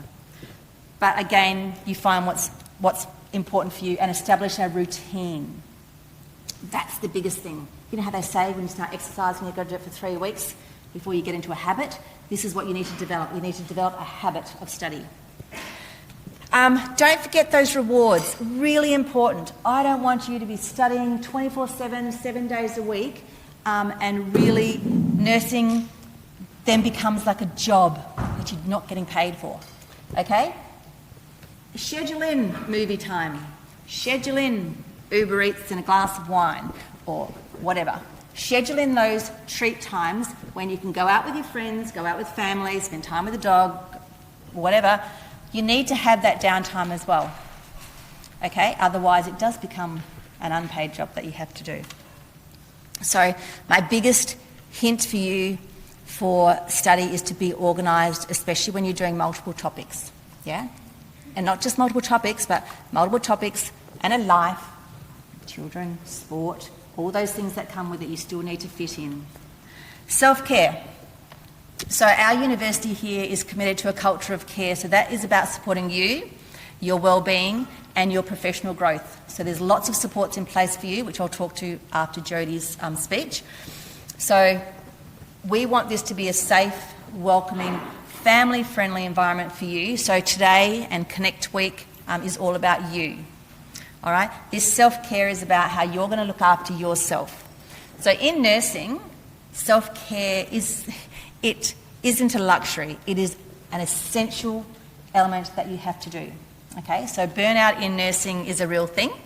So what we want to try and teach you at university, even from your studying perspective, is how to avoid that. All right? So strategy is to avoid that. And that is, do your weekly prep. Be organised. Try not to fall behind. Sometimes you will fall behind, and that's okay because you know that you've just got a crash week when you've got to really hurry and do things. Complete your weekly activities, okay? Eat well. What did I write down here? I wrote something down. That's right. There were these 3 things I remember being told in the beginning as to how to do the self-care best. One was exercise, 20 minutes a day. Just because I say that, don't go and join a gym so you can do 20 minutes a day because you might not be a gym person. I'm not. It might mean going for a walk. A lot can be said for walking. Oxygen in your brain, I used to go walking a lot when I was doing my PhD, and I would think of lots of great things I should have written. Lots of things. I'd come back, I should have written that down. Should have written that down each time. But with all that oxygen going through your brain, you think of lots of things and you start thinking about assignments and stuff like that. So get some exercise, and it's really good for you. It boosts your good endorphins, all right? Reduces stress. Well known to reduce stress. Eat well and stay hydrated. Your brain's mostly made of water, okay? Let's feed it. Let's keep it hydrated. A lot of people I can see have got some water bottles. Take them to class. Make sure you're drinking. Luckily, Tegan gave me some water. Sleep. Sleep deprivation will affect your mood, your concentration, and essentially your academic performance. So try to get into a regular sleep pattern. It's really hard. No one has the perfect lifestyle where they can do that. But where you can, sleep where you can. All right? Not in class. Don't sleep in class. Okay? So these are really important and for you to be aware of for your future as a nurse. All right? So self-care, physical, mental, emotional. You need to find ways that work for you where you are holistically cared for. Okay? So it's great if you've got mum and dad around who can do some of that for you, but not everyone has that. You know, they're living on their own with groups, they're here from overseas. Make sure that you find a way to look after yourself holistically, to give yourself self-care so that you are able to care for your studies and care for your fellow friends around you. So I think based on all of that, we should probably do some self-care for about 15 minutes of a break. Let me just see if that is my next slide. It is a quick stretch for everyone. I need you to come back at, what time is it, 10:25? 10:40. At 10:40 exactly, I'm going to start the placements talk, so make sure you're back for that.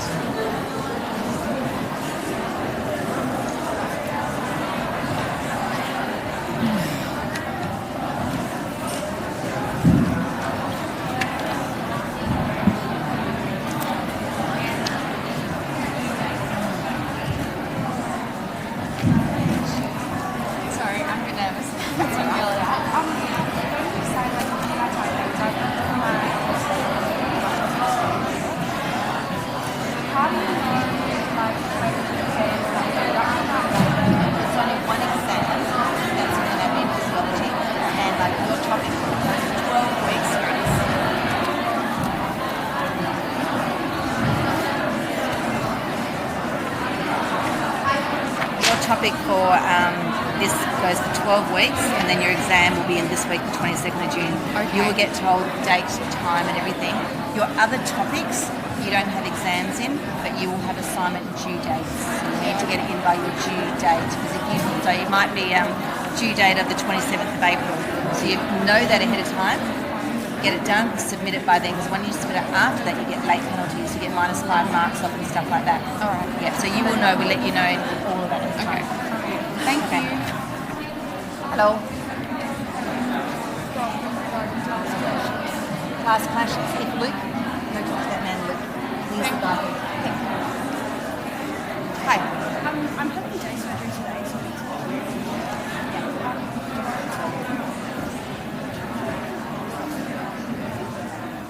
So you will need your uniform for, you're doing 1023, you will need your uniform by at least mid-May, because you need it for, I don't know, someone says you're photographed, or not photographed, you're in a video. So it would be ideal to have it there. I guess today and tomorrow, they're on campus today and tomorrow from 12 until 3 or 4 for people to try on and order or try on and buy today. So now's the opportunity. So if do you live far from campus? It's up to you what you want to. He's also, just so you know, he's going to be on campus. I think with Jodie when she's here doing the placement talk. He's going to be here regularly, like monthly or 3 weekly, for people to buy. Because it's good that you try the size, so you get the size right. Yeah. So there'll be time. And I suppose we ask people to order at least 6 weeks in advance, just in case they don't have the size. But you look like you'd be a standard size. So yeah. All right. Cool. No worries. Thanks.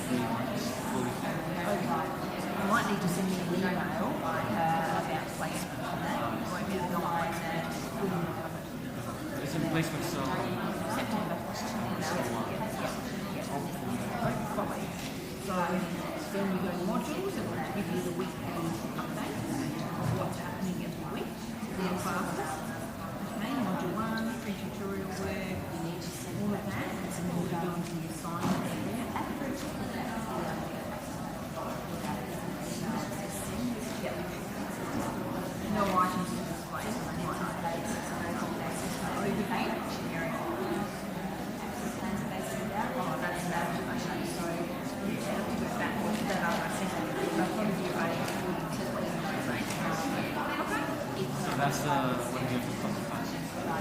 You come to class every week and you have your assessments throughout the semester.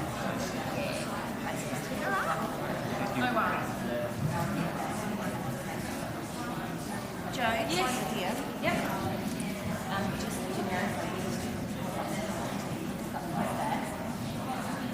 Are there about, what do you mention about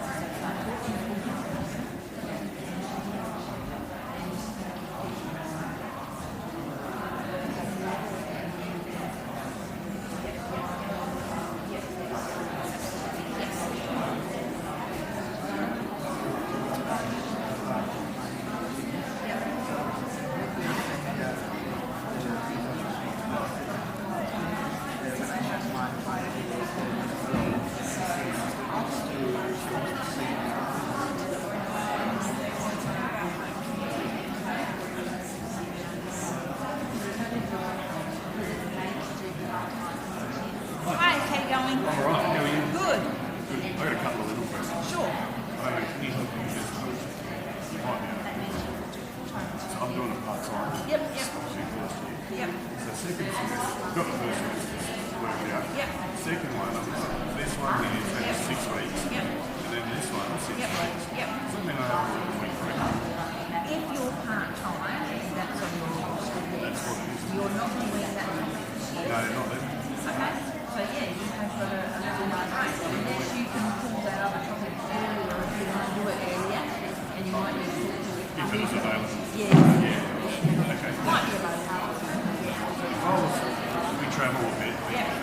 Yep. Well, I was to travel going quite I shouldn't be booking until like a week after at least. Yeah, because you might need to be sitting somewhere, you might have a son or something. And, well, one more thing. Yep. As far as the uniform goes, Yes. when do we need to wear it? You wear it when you're on placement, but you'll also need it for 1023. And you're doing that this semester. Not, okay, so you won't need it to wear it. We don't need to wear it for tutorials. No, you just need to wear it for 1023 and then the clinical intensive and on your placement. Yeah, yeah. No worries. Could I just straight up, like, next week is not whatever applies to where I can do it. For 1023, you have to do it for a assessment. Okay. Oh, I can't do it.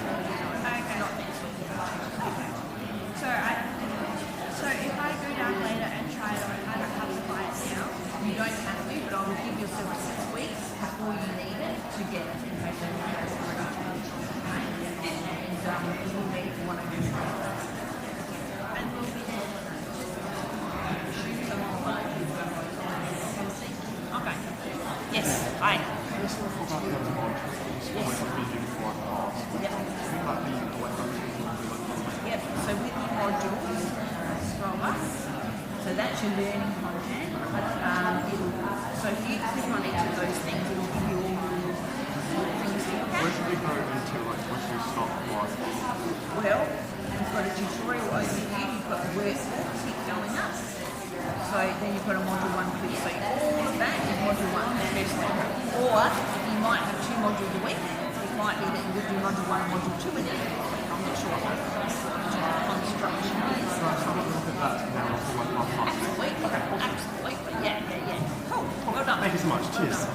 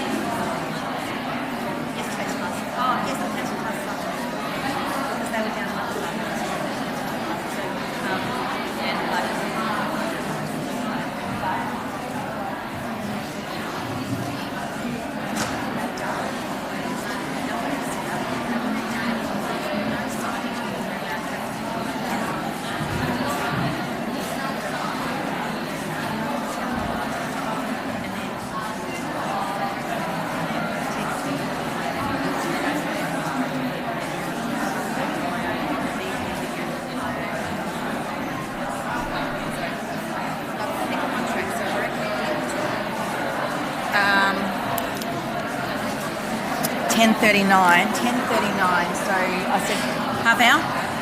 Yep. And then we got questions. So 10:39. So and then I've got Melissa. I want to try and smash through what I can. Yep. Finish a bit because I think there'll be a lot of questions. Yep. Do you want me to use that one?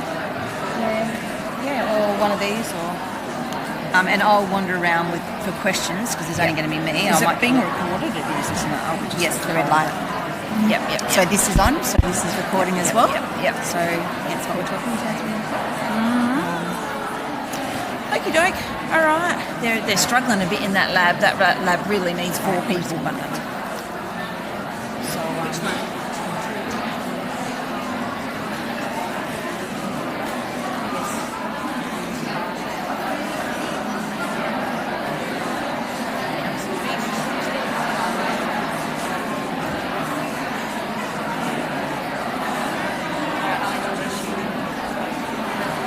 All right, everyone.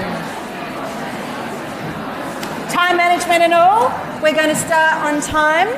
I'm going to introduce you to Jodie Price. She is our, again, senior lecturer and our placement education coordinator. She's going to give you a bit of a chat about placements and all that sort of stuff. And then there'll be some time at the end when there'll be questions. So we'll try and get all that done in about 45 minutes before I do my last spiel for you, and then you all go and buy uniforms. All right? So go for it, Jodie. Thanks. Hi, everybody. Is that working? It is now, I think. Yeah. Okay, so I'm going to talk to you about the really cool stuff of placements. This is where you go and put all the theory that you've learned in the labs and in your tutes into practice and practice with real people. So it's really exciting. That's the exciting part of the degree. Not that the rest of it isn't exciting. It's all exciting. But, so what is a placement? So when you go on placement, there are various placements that you'll do over your 3 years. So in your first year, you'll do a 2-week placement, which is generally in aged care or a very low acuity area. In second year, you'll do 2 4-week placements and you increase the acuity of the area that you go to. So you might go to a hospital for one of those placements. And then in third year, you do 2 7-week placements. So in total, you get 280 hours of placement over the course of your degree. All right? And you need to meet every single minute of every single hour of your placement to be able to pass your topics and to be able to get through the degree. Okay? So if you have sick leave or anything like that, we need to make a plan to make that up. Okay? Now, the types of places that you might go on placement. So as I said, aged care is a really big area that you'll go to, especially in first year to get some of those fundamental skills that you need to build on moving forward for the rest of your degree. You might then go to a hospital. You might go to a surgical ward, a medical ward, ED, ICU, theatre. You might go to a GP clinic. Community nursing is another big area. You might go to a prison for nursing. Okay, we have nurses in all sorts of areas. With nursing, you can work anywhere. So basically, anywhere that there is a nurse, we can put students on placement. Yes? Do you mix it up a bit? Yes, we do. I'll get to that. Yeah, we do mix it up a bit. So you do get a range of experiences over your degree. One of those experiences will be aged care. We try to give you a specialty. So a specialty is either ED, ICU, operating theatre, paediatrics, mental health, and you get a surgical medical ward, community placement. So we do our best to give you a range of placements in different locations. Okay? You'll also be expected to do a rural placement while you're here in your 3-year degree. So a rural placement can be anywhere from Mount Barker is considered semi-rural at the moment to Northern Territory. So we send students to the Northern Territory on placement. We send them to Darwin, Alice Springs, Gove, Tennant Creek and Katherine. And we send students all around South Australia. So we have placements anywhere from the Ra to Flinders, to private locations and to Cooper Pedy, everywhere. Everywhere we send students, okay? Rural placements are a fantastic opportunity because the rural environment offers you a lot of different experience than a metropolitan environment will. So if you were going to go to a placement at Flinders Medical Centre in an orthopaedic ward, all you would see in that ward is patients that have had hip replacements, knee replacements, fractures, anything to do with orthopaedics. Okay? If you go to a rural location, and I'll just say, I don't know, Strath. Go to Strathalbyn Hospital. You will have a variety of patients in that hospital. You might have a patient that's rehabbing from a CVA or a stroke. You might have a patient that's had a MI, so a heart attack. You might have a 4-year-old that's fallen off a trampoline and has a fractured arm. Okay, you'll have a range of experiences.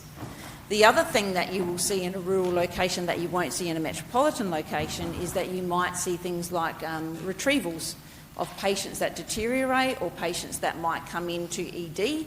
So if you're in, I don't know, Port Augusta Hospital and working in ED and there's a big MVA, so a big car accident, out there somewhere, those patients will come into ED, they'll be assessed, and then they'll decide if they can actually treat those patients at Port Augusta Hospital or if they have to retrieve them out. Okay? So that might be road retrieval, fixed wing retrieval with RFDS, or it might be helicopter retrieval. So you don't get to see that stuff when you're in Adelaide. That's really exciting, cool stuff. Not for the patient, okay, but really good experience for you, okay? So I'm an ex-ICU nurse. Janelle is ED. We don't see retrievals. We see the other end of the retrieval, okay? But when you're working in that rural environment, you get to see that really cool stuff, okay? So rural placements offer you a really big opportunity to see things that you won't see here. Lots and lots of job opportunities also everywhere in nursing, including rural. Everywhere is screaming out for nurses. Okay? So think about your rural location as a real opportunity to learn different things. You can get some reimbursement on your expenses for a rural placement. So sometimes you can get hospital accommodation. So some of these old hospitals around the place still have nurses accommodation on site. Often they are used for the FIFO nurses that fly in and fly out, but if they're not being used, they'll put students in that accommodation. Okay? Sometimes you might have to get your own accommodation, but then you get a certain amount reimbursed by the college for that, and also for travel, for petrol or airfares if you're going to the Northern Territory. Okay? Just let me look at my cheat sheet, see what we haven't talked about. Now, the other thing when you're on placement is that nurses work 24-hour roster over a 7-day period. So that's what you will be doing when you're on placement. Okay? You will be working earlies, lates, and night shift, and you will be working weekends and public holidays. So we've got a group of students going out on the 23rd of March. They will get Anzac Day and they will get Easter. They'll be working all of those public holidays. Okay? So you have to really immerse yourself into what it's like to be a registered nurse so you know, is this what I want to do for the rest of my life? Okay? So you are expected to work shift work when you're on placement. You need to make sure that your lifestyle can accommodate that. So if you are a single parent with children that you need to get to school, need to pick up from school, all that sort of thing, you need to have a backup plan in place for when you're on placement so that you have opportunities for doing those shifts and getting your kids to school on time and picked up. Okay? So you've got time now to sort of work out how you're going to arrange your life around your placements when they come up. You also can't work when you're on placement, all right? Now, the reason you can't work is that when you undertake a placement, they are a full-time placement. So you are working full-time on placement. If you work on top of that, you're then working above full-time. So that's a work health and safety issue. And if you get tired and you make a mistake and something happens when you're on placement, you may not be covered by our insurance. Okay? So we need to make sure that you're fit, well rested, all of those things to be able to go on your placement. So that means you can't work. But now you have plenty of opportunity because it's end of February. You won't be going on placement until September, at least. You've got lots of time now to put a separate bank account aside to call that your placement bank account. Okay? We might come to questions at the end if that's okay. So that's your placement bank account. So you save money every week, put it aside, so that when you do go on placement, you've got that money there to support you, okay? Because we know you have to eat, obviously, you have to pay rent, petrol, all of those sorts of things, okay? So it's about planning, maybe working a little bit more when you're not on placement so that you've got that extra money put aside for when you are on placement. Remembering that when you get to third year, you're on placement for 7 weeks at a time. Okay, so really good to start that bank account now and have that going so that it looks really healthy by the time you get to third year. Okay? Now, the other thing we have going as well at the moment is something called the Clinical Placement Collaborative, and that's an initiative with the state government and SA Health and, yeah, probably that's about all really, private venues as well. But what that means is that we try and place students as close to their home as possible. So your home address on the system has to be where you're living during your semester, okay? And then what the placement team will do is try and place you as close as possible to a hospital, as close as possible to your home, okay? Now, you can opt out of that. So you'll get a notification through In-Place. So In-Place is something that you can put on your Opta dashboard that will tell you about your placement, where your placement will be, who your placement facilitator will be. So you'll have someone who comes and sees you while you're on placement to make sure that you're connecting all the dots between theory and practice and, you know, developing your understanding of your patients. So you'll find out that information. You'll also find out your dates of placement. So on In-Place, you will find something that's called the Clinical Placement Collaborative, and that will tell you all about this collaborative.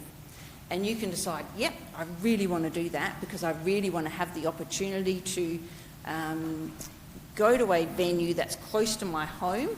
So it means that the majority of your placements will be in that local health network. So if you lived at, I don't know, Marion, and you said, yes, I want to do the Clinical Placement Collaborative, your placements would then probably be FMC, Noarlunga, and maybe Flinders Private, community areas within that local health network, and maybe some GP clinics, things like that. Okay?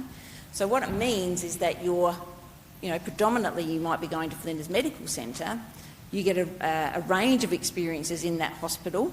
You might get the opportunity to get a job at a hospital that you do placement at as an assistant in nursing, but you wouldn't go to that area that you work as a student. So we wouldn't put you in an area that you work as an assistant in nursing or an enrolled nurse as a student, okay? But it allows you to get used to that hospital environment so that you feel really comfortable when you go and maybe start work there if you get a TPP there, which is your transition to professional practice, your first year registration, okay? You can also opt out of the Clinical Placement Collaborative and say, no, I don't want to do that. I want to do placements anywhere. All right? You can opt out at any time. So for first year, you might say, yep, I want to do it. And then you say, oh, no, I want to go a bit further afield. So I know I live at Marion, but I'd like to go to the RA because that would give me a different experience. And the RA is in a different local health network than you would be placed in at Marion. Okay? So you don't have to do the Clinical Placement Collaborative. Do you want to take questions at the end, Janelle? Or? Yes. We'll take questions at the end, so make a note. Easier then. But it does have its advantages. So when that documentation comes through to you on In-Place, have a read and respond to those questions. Okay? All right. Yes, I was going to say that. I knew there was something I was forgetting. So, rural placement. So even though you say you want to be part of the Clinical Placement Collaborative, so your placements are generally closer to your home, you're still expected to do a rural placement, okay, at some point in your degree to give you that well-rounded experience and ready to be an RN. So with rural placements, we do put out a rural placement self-select for students at the beginning of each semester if you're having a placement topic in that semester. So what that means is that you can have a look at the list of placements in the rural locations that we've got available and say, yep, I've got an auntie in Port Pirie, I'd love to go on placement there and I can see there's a placement available, I'm going to allocate that placement, okay? So you can go in and you can self-select that placement and the placement team will take that into consideration. Okay? Apart from that, sometimes students are just allocated a rural placement. All right? So I'll just move on to the next slide. Do you talk about public holidays? Yes, I did say about public holidays. You'll be expected to work public holidays. Yep. Okay. Most places, because if they can't accommodate, it was what we were talking about. Oh, yeah. So for some places, smaller places may not be staffed well enough to accommodate students on a public holiday or a weekend or night shift. If you're at one of those venues, well then you may not get the opportunity to work night shift, weekends or public holidays, okay? But that won't happen in every placement in your degree, and in fact there is an initiative by the state government for students to be working 24-hour, 7-day rosters, okay, in all SA Health locations. So, all right. Before I go on, I will mention NT placements. This is why I've got my little cheat sheet here with notes. So Northern Territory placements, they are a fantastic opportunity to get a different exposure to different healthcare environments. We have acute care placements in the Northern Territory. We also have community placements in the Northern Territory. That's done through an expression of interest. So we put out an email to all students and you have to express your interest and tell us why you would like to go to a Northern Territory placement. They're highly sought after, okay, and if you win the opportunity for a Northern Territory placement, that's fantastic, congratulations. All right, well done. Okay? Yes? I'll just add to that about the Northern Territory placements. Don't do it in your first year because you've really got no skills that you can utilise there. So think about it from year 2 and year 3 placements when you've got more scope of practice of skills that you can practice. You don't want to be going there to be working in aged care when you can do that here. You want to go there, because I'm from Darwin, you want to go there when you can participate in some really exciting cases with skills that you actually have that are commensurate. Yes, good plan. The other things we offer are specialty programs. So we offer specialty programs with a couple of venues at the moment, being Flinders Private Hospital and Ashford. So what that means is that in your third year of your degree, you would do both of your placements in those hospitals, so either Flinders Private or Ashford, and you select a specialty. So Flinders Private, for example, offer a specialty in theatre, where you would rotate through anaesthetics, recovery, scrub scout, and all the different aspects of theatre placement. You would do both of your placements at Flinders Private. They also have a cardiac stream and a surgical stream and an intensive care stream, and they're thinking about putting the angiogram department in with their cardiac stream as well. At the end of that, you are then guaranteed an interview for your graduate position for your first year of nursing. Okay? Not guaranteed a position, but guaranteed an interview. All right? So the advantages of doing that program is that you immerse yourself in Flinders Private for your big 2 7-week placements. You get to know that environment, they get to know you, okay? So that then at the end you have your TPP interview, and if you're successful, when you start your first day as a graduate, you're like, hey, I know these people, I know this environment, I know the routine, I'm feeling very relaxed about that. Okay, so you're starting a new job, but you're already feeling like you know everyone, you've worked there before. It's a really, really good thing. Flinders Private and Ashford, really, really good hospitals. They are very family sort of orientated. Everyone knows everyone in those hospitals. Staff don't tend to leave. Okay, so I would seriously consider those applications, which will come out in your second year. All right. We're also looking at doing an aged care specialty placement, so for people that might be interested in undertaking aged care as a registered nurse, they would do their placements in third year in an aged care environment as well. So that's another really good area to think about. Aged care nurses are very, very highly skilled, okay?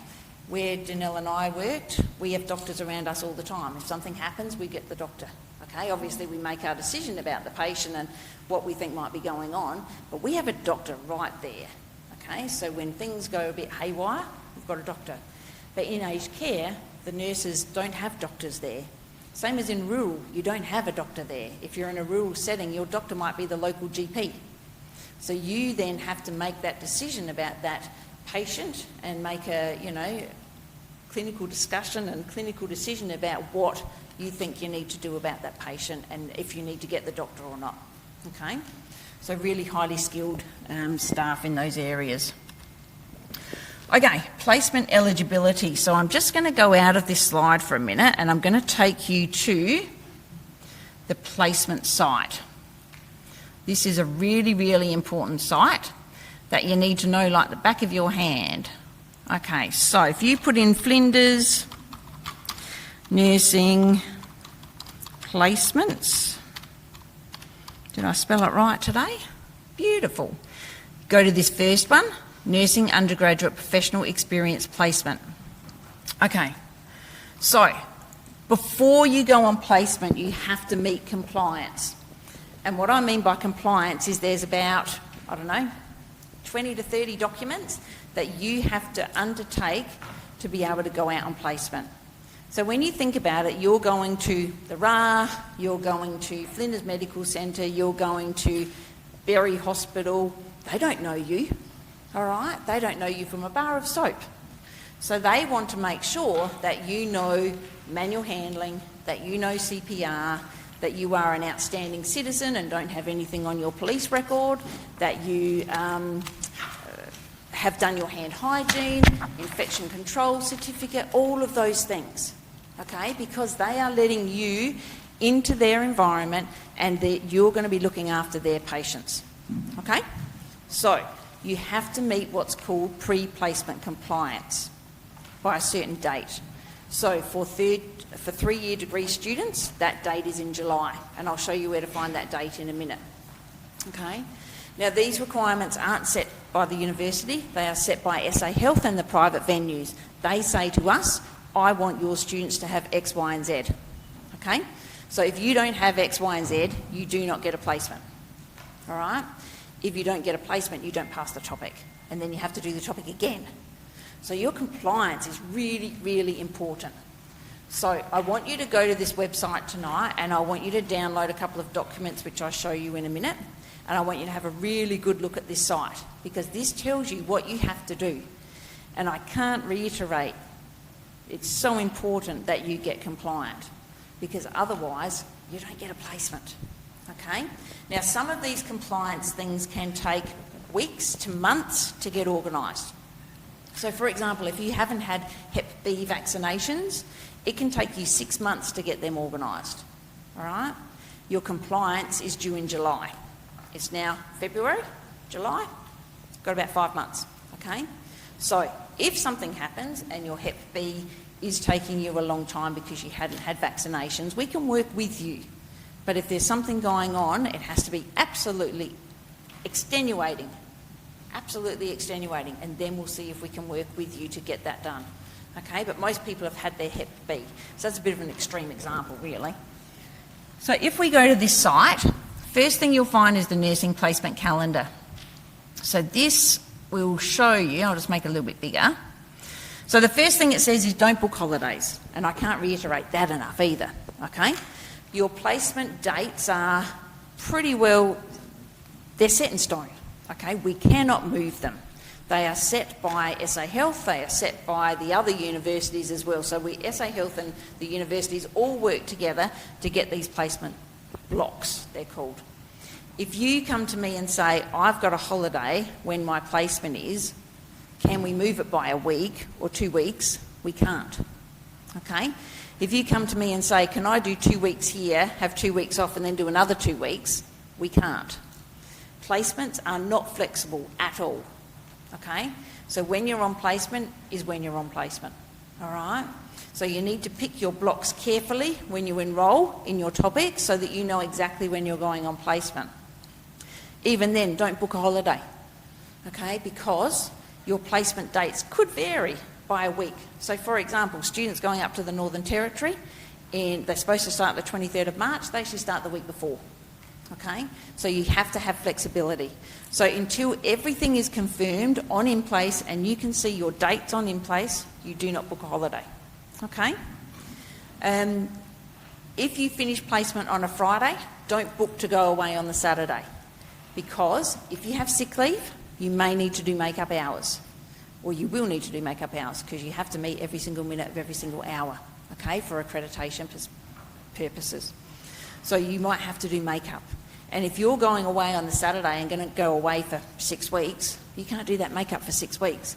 And then we would have to work out a plan of what we do moving forward, okay? So don't book holidays immediately after placement or topics either, and I'm sure Danielle talked about that for topics before. So on here, it'll have your topics. So you guys are going to be 1027 here. And up here, compliance deadline, all right? 10th of July is your compliance deadline. That's when you have to have everything done and uploaded to In Place. Remember, In Place is the portal that you will put on your Okta dashboard, and that will tell you where and when you're going on placement and who your facilitator will be. Okay? So 2022, if you're a 2022 student, one of those availabilities will be your compliance date, depending on what one you're in for ENs doing the BNGUC pathway. Okay? So have a look at this document, work out when your compliance date is. For ENs doing the BNGUC pathway, your compliance date is very, very soon. Okay? I think it's the 20th of the 3rd. All right? We're nearly into March already. You've got limited time, but being an EN, you would already have all of these documents anyway, we would expect. Okay? It also tells you about your orientation date. So your orientation date, your clinical orientation date, that's something that we run online. It's an online session that all students are invited to, all clinical facilitators are invited to, and your topic coordinator runs with myself or my colleague in the background. And it tells you about your placement. It tells you what to expect. It tells you what the expectations of us are and what you need to do when you're on placement. Okay, so about being professional and being showing your knowledge, being enthusiastic. Every time you go on placement, it's like a job interview. If they like you, they will ask you, do you want to be an AIN? Do you want to work here as a carer? Okay? Sometimes they look at students as their pathway to employment. All right? So think of it as a job interview every time you're out there. No pressure. But there is a bit of pressure, isn't there? All right. It also tells you about a rural and remote drop-in session, which is a session that you can come into if you're going to a rural placement and just ask questions. Okay? If you're confused about something, come in, ask the question, we'll respond. Okay? So there's lots and lots of support around your placements. So that's the first thing I want you to get familiar with. The second thing is your pre-placement compliance checklist. Now this is a very big document that tells you a lot of information up the top here. So it says here your criminal histories, your DHS, your NDIS, your police check, they can take 6 to 8 weeks. Okay? Now it's a busy time of year for those people doing those checks because obviously lots of university students are starting, TAFE starting, people need police checks, people need NDIS checks. Okay?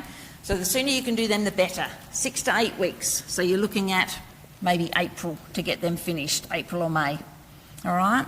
With a compliance date of July. So don't waste time, get on to them very quickly. Your SATB screening questionnaire, that needs to be done as soon as possible as well, before you have any vaccinations, because otherwise your vaccinations can mess up your TB screening questionnaire a little bit, okay?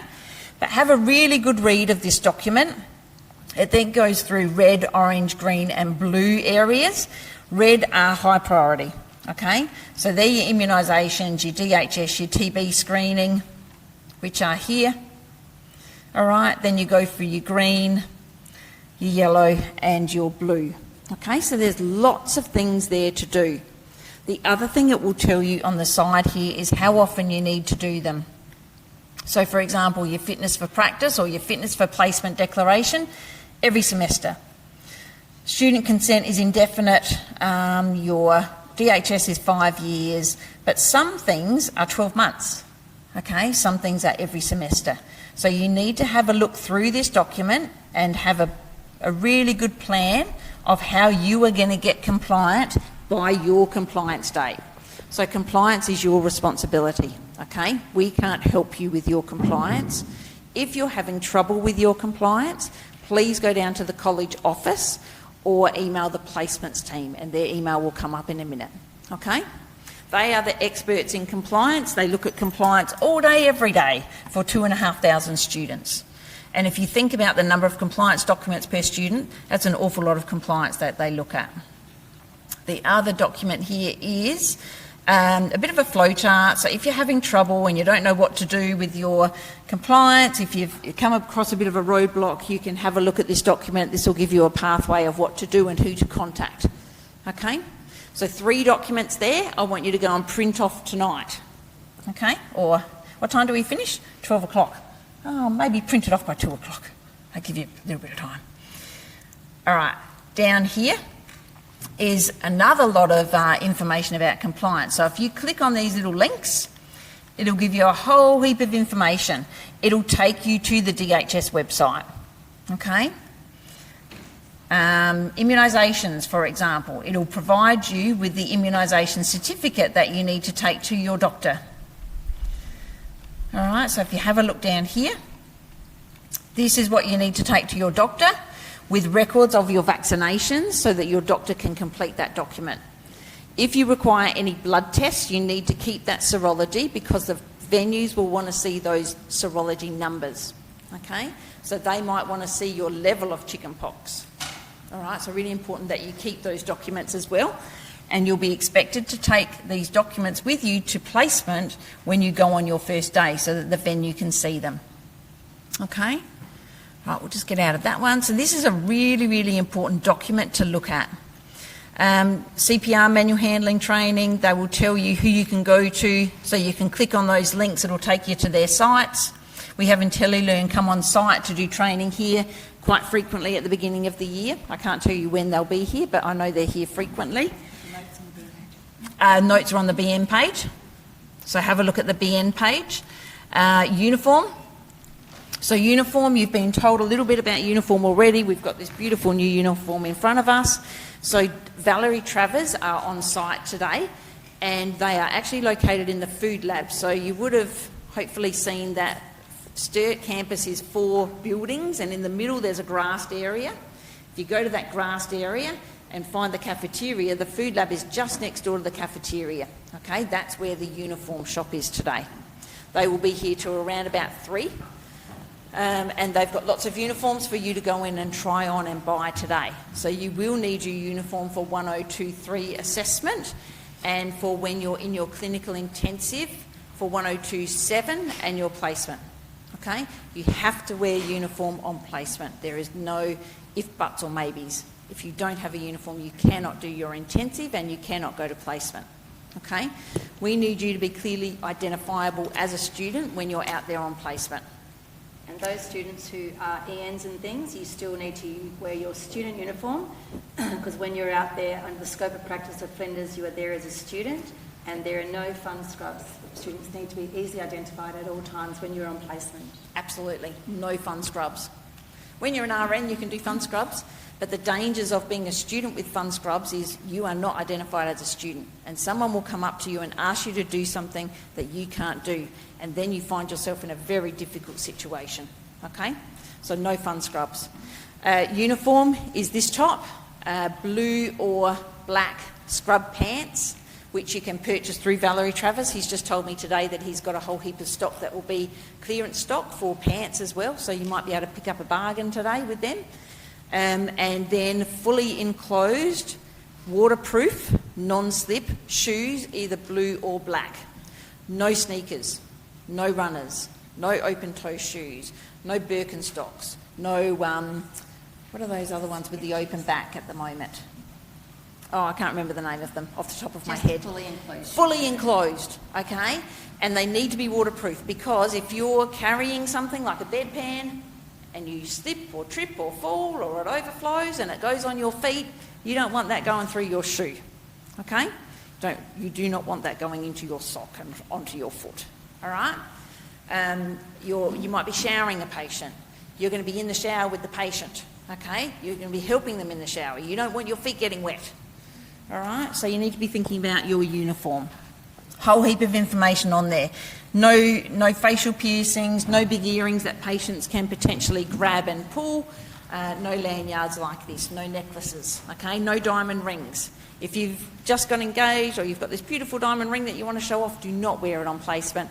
I've seen people lose their diamonds on placement. A nurse I worked with got engaged the day before, wore a ring to show everyone, lost her diamond on a bed, okay? Putting the bed rail down, diamond popped out. You are going to be doing things with bodily fluids as a student. You don't want those bodily fluids on your diamond ring, okay? Very and hard that to clean. is to be mirrored when you are in your intensive labs. So Yes. how you would dress for placement is how you dress for your labs. So no false fingernails, no big loopy earrings, no hair hanging down, dripping in wounds. So you need to be dressing appropriately.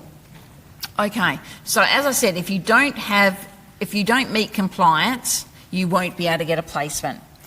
So, how do you meet compliance? Start early, start now. Go home, open that page up, have a look at them, make a plan for when you're going to do what, okay?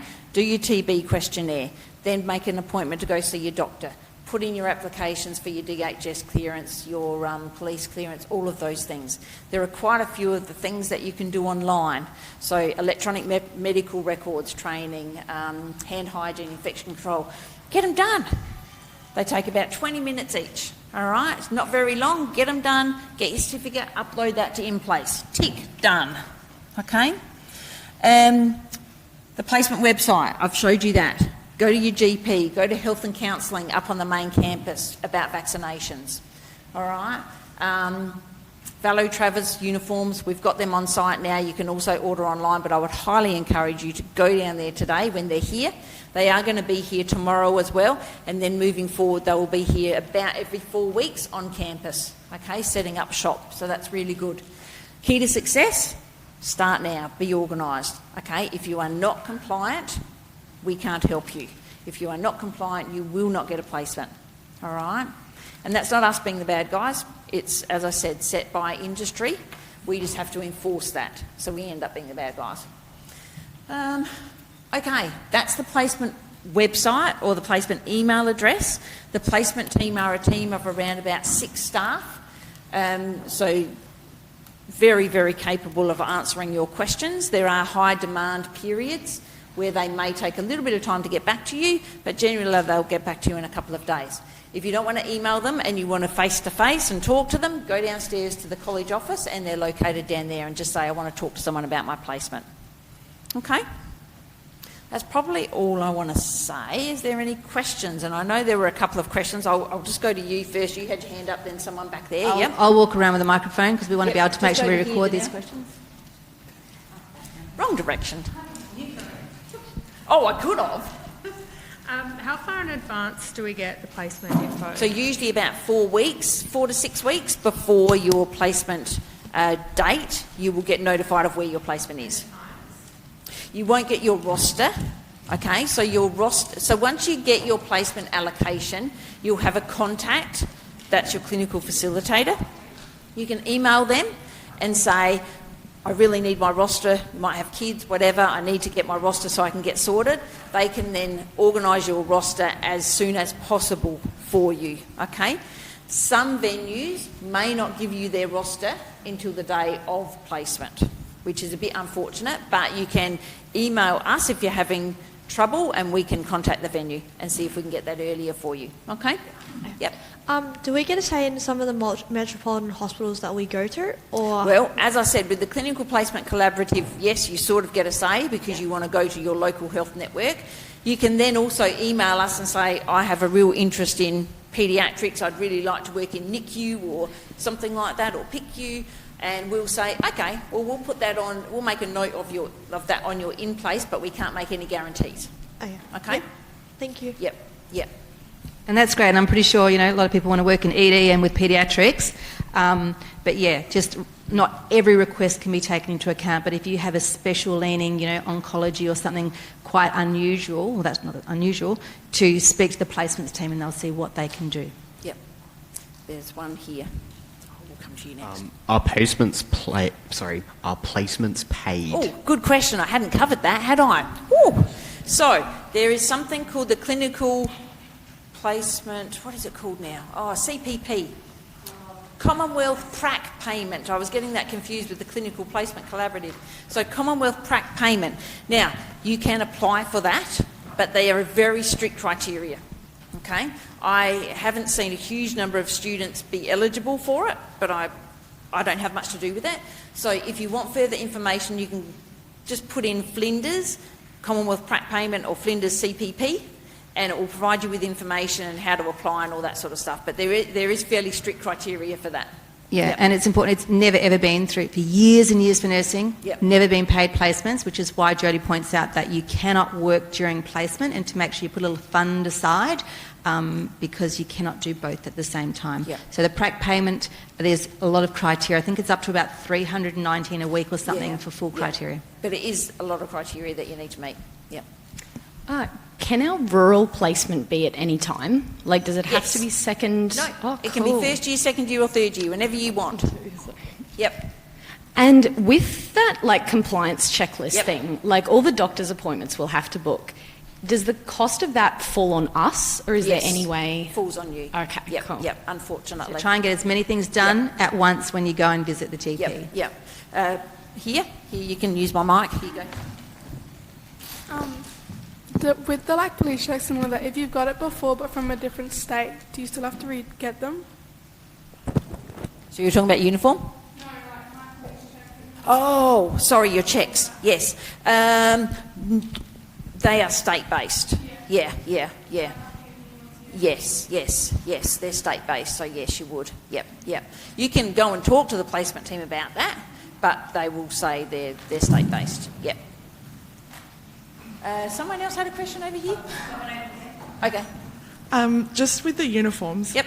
I know there's been a lot of talk about Valerie Travers not being able to provide uniforms for previous students. Some students are still waiting on uniforms. Yep. They've been waiting over a year. Yep.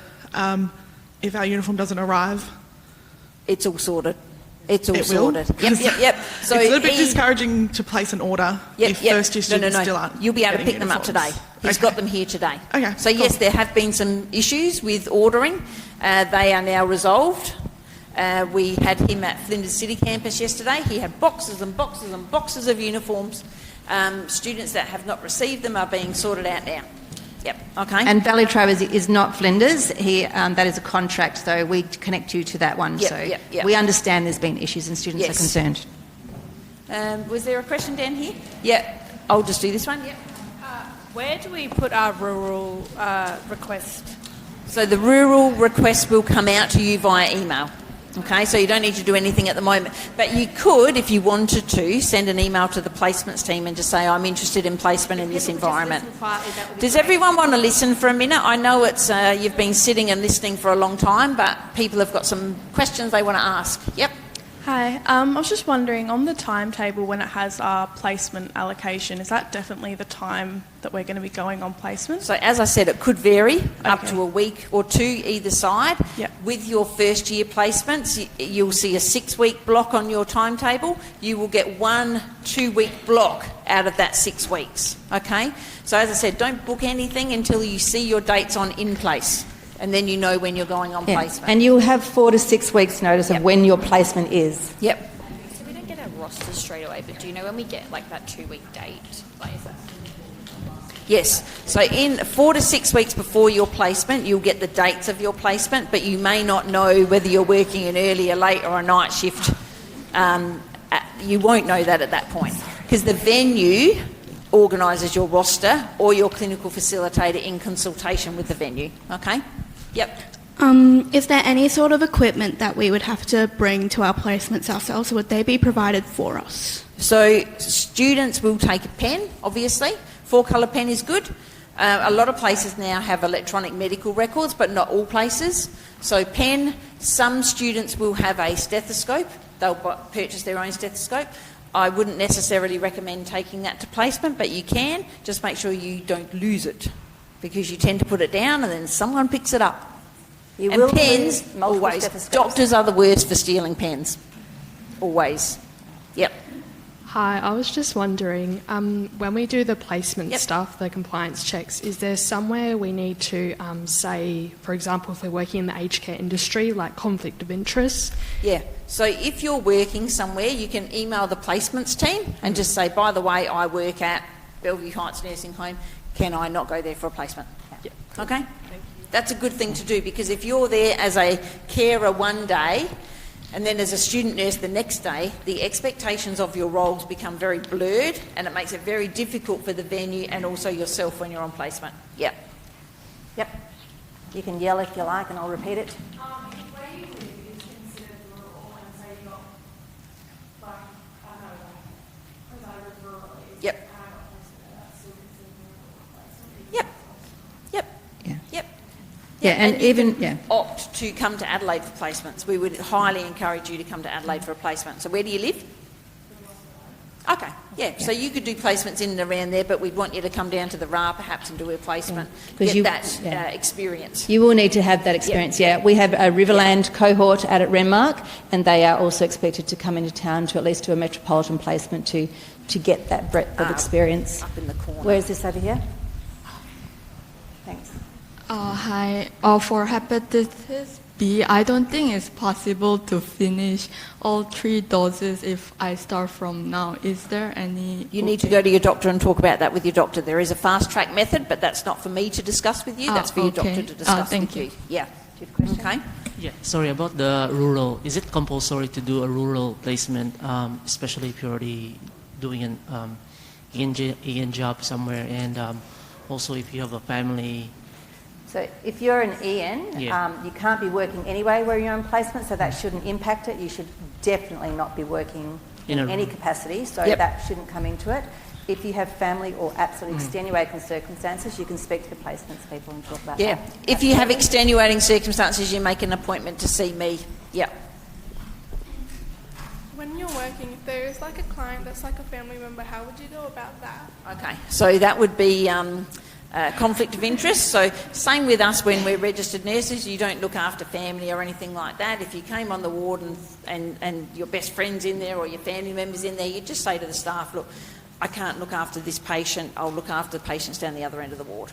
And you'll learn that's important because it takes away all of your objectivity when you have friends or family, and it does make your thought process different, so you should always step away. There was a question up in the... Do you have a question still? Yep. So your accommodation sometimes can... So when you get a rural placement, the placement team will send you a whole heap of information about accommodation in that location. It may be that you can get university accommodation. It may be that you can get hospital accommodation at the hospital. It may be that you have to get your own accommodation, okay? It just varies. And unfortunately, international students aren't eligible for some of that accommodation. Yeah. Yeah. Hello, me again. I've got a silly question. No question is a silly question. Okay, so with our uniform, I know we're required to wear navy pants. Yep. Do we have to get them through the same company, or can we go to Kmart or somewhere like that and get navy pants? Yep. So as long as you've got some scrub pants that are navy or blue, navy or blue is the same thing, navy or black. It does, that's fine. Okay. You don't have to get the pants through Valerie Travers, but you do have to get the top through Valerie Travers. I knew the top was compulsory, I wasn't sure on pants. We just want you to look smart. So navy blue, and it doesn't need to be scrubs, it can be, pants. It can be not pants. Not tracksuit pants, not jeans. But not tracksuit pants, not jeans, not leggings, not active wear. You'll be sent home. Questions? You've got to look professional out there. Remember, this is like a job interview. Any other questions? There's one over there. Oh, there's two over there. Two.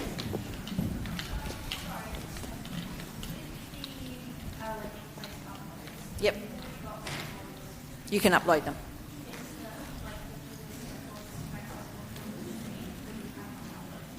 Can you repeat the question, your answer? So the question was, if you've already uploaded documents to InPlace, do you have to upload them again? So have you previously... No, you have to upload them again. So this is a different system. Yep. Question? So for students who have no access to private vehicles, will placement facilitators take that into account when allocating for where we go? So the placement team will look at each student individually, and that's a big job considering there's 2,500 odd students. They will look at your location and look at the venue they're putting you at, and generally an hour on public transport is what they look for. Okay, and it's public transport. It's your responsibility to get to placement on time. Okay. Do you get a name badge before starting the placement? Yes. Is it provided by the university? Yes. So there's information on the website. That website I showed you about the name badge. Okay. Yep. Any other questions? Yes. No. So lunch breaks aren't included in your placement hours. Okay? You need to make sure that that your facility where you go is aware of that. So when you're jotting down your hours at the end of the day, if you are on a 2-week placement, you need to have 80 hours at the end of that. Sorry, it's just another one about uniform. Would Valerie Travis also sells the nursing vest? Would we be allowed to wear that on placement? So with the vest, you need to make sure that when you're on placement, you're washing your clothes frequently, okay? Because you're looking after patients, obviously, that, might have things that you don't necessarily want to take home, okay? So you have to wash your uniform after every shift, okay? If you're wearing a vest, that also has to be washed after every shift because that vest is the thing that's having contact with the patient, okay? So yes, you can wear a vest. That might also come down to hospital policy, though. They may say to you, no vest, all right? But when you're working in healthcare, it's bare below the elbows, so nothing below your elbows. So sometimes in winter, students want to wear long-sleeve T-shirts under their tops. They have to be pushed up, have to be nothing below the elbows. Okay. Because you can't wash those sleeves between patients, right? Yep. And I was just answering a question that was over here. You must wear your uniform in the labs and on placement. They're not required in your theory topics. Okay? Yep. Excellent. So I'm going to try and smash through the next bit. I've got a couple of people coming in. One more question, is there? One more question. Okay. And if you've got more questions, we might be here until 12, because then meetings, you know what it's like. Where's that question? At the back. Making me get my steps up There's today. There's lots and lots of information on the site, though, okay? What if we're sick on placement? So if you're sick on placement, obviously you can't go, okay? COVID taught us a lot of important things about that sort of thing, didn't it? So you have to have time off your placement. You have to negotiate that with your facilitator and your topic coordinator, and then you would need to organise makeup to make up those days, okay? If the venue can't support you in making up those days, then that comes back to me and I organise makeup. But that might be weeks down the track. Okay, makeup's very difficult to source, so the more you can do at the venue where you're doing the placement, the better off you will be.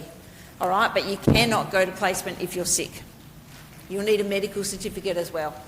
Okay?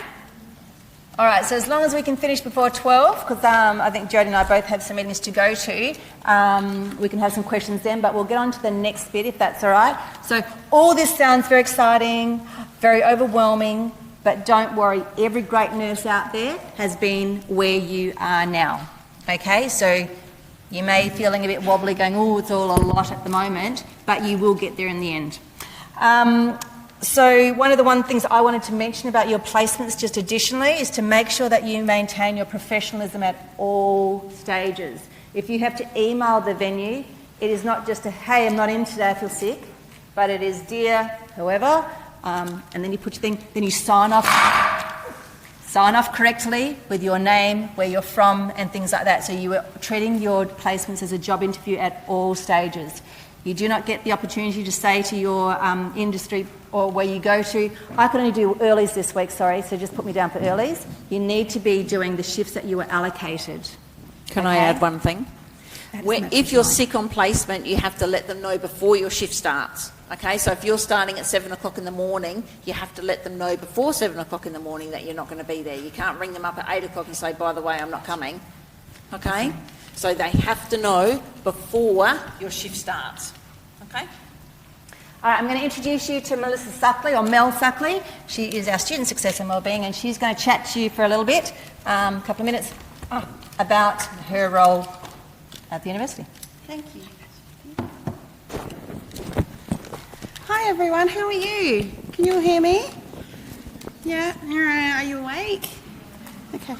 My name's Mel. I'm Student Success and Wellbeing Advisor for the College of Nursing and Health Sciences and for the College of Medicine and Public Health. This slide gives you a bit of an indication of how I can support you, but I really want to talk a bit about how you can start off well in your Bachelor of Nursing. So I've got some tips I'm going to share with you. So I spend a lot of time talking to students who have run into challenges, who are stressed or overwhelmed or unsure or a bit stuck, and I help connect them with resources and information and support people and other things. And so based on those conversations, I've got a few tips for you. So I've got 5 tips to start off well. And if you don't remember them, that's okay, because I'm going to make sure that you get them on a video as well in your flow site. So my tip number 1 is to get clear on what's expected. So in the coming weeks, you might get really confused about what an assignment is asking of you, or what you need to do this week, or what an online material means, etc., etc. I would encourage you to ask lots of questions. Get clear on what's expected so that you can feel confident moving forward. Don't sit there at 11 o'clock at night looking at your laptop thinking, I don't know what to do with this. Ask your teachers for clarification. If you're not sure, put your hand up, come and chat to someone. If your teachers are too scary, which they're not, but if they're too scary, come and have a chat with me and I can help you start that conversation. What we find with a lot of nursing students who run into trouble is that they're not planning their study time. So I want you to plan your study time. If you've come straight out of high school, you've been used to your teachers telling you what to do from 9 till 3. In university, that's flipped. You now need to determine what you do with your time. So outside of your lectures and your labs and your placement, you need to decide when you're studying, how you're studying, and for how long for. I would really encourage you to put together a bit of a weekly plan, a schedule, write it on paper, stick it on the fridge, put it in your phone. And the study time that you schedule, protect it. Don't give it away to a Macca's visit late at night. Don't give it away to something that is a lower priority than your studies. Protect it, protect it, protect it. And then start tasks before you feel ready is tip number 3. I have sat in front of my laptop at midnight the day before an assignment's due thinking, I don't know what I'm doing and I should have started this weeks ago. Don't be me. Start your assignments earlier, write a couple of dot points, write a few sentences, open a Word document, get started earlier than you think you might need to. So then when you're starting to feel the pressure, you've already made a start. Tip number 4 is to stay connected. You have the fantastic advantage of being in a group of people in this room who will move through the degree with you. Make friends, connect with them, form study groups, use their brains. Many brains is better than one brain. Lean on them for information. Lean on your teachers for information. If you're doing a topic online, post in your discussion boards, ask for clarification. Don't do it on your own. You're not expected to either. You might feel like you are, but you're definitely not. And tip number 5 is to look after your well-being like it's part of your degree. So just as important as study, things like movement and food and breaks and self-care, they're all really, really important. And as nurses, you need to be looking after yourself so that you can look after me when I'm old and stuck in a hospital. So make sure that you're scheduling those things into your day as well, and make sure that you're having fun with each other, spending time with family, playing sport, eating well, getting lots of sleep, etc., etc. I'm sure you all know this, don't you? You're all experts, yeah? Of course. Now, if you run into any sorts of problems at all, if you run into any challenges, if something outside of university starts to impact how successful you can be here at Flinders, please come and have a chat with me. We'll talk through what services I can connect you with, what information I can provide you with. Danelle and Jodie and the rest of the nursing team, if they identify that you're struggling in some way, they might ask me to reach out to you. So don't be surprised if you hear from me and you weren't expecting to. And you'll also get a text message in about 3 weeks that says, how's life going at Flinders? Reply for support. That's from the team that I work in. So if you have any questions whatsoever, reply to that text message and we'll get in touch with you. Now, if you do want to have a chat with me, you can scan this QR code or you can go to our website. You can book a 30-minute appointment. I'm here at STIR every Tuesday. I'm up at the Student Hub on other days. I can also do phone and online appointments, so I'm very available to you. Happy to answer any questions about navigating this weird place that is Flinders University. If you've got any questions, I'll be around for a little bit after, but otherwise have a really fantastic year ahead.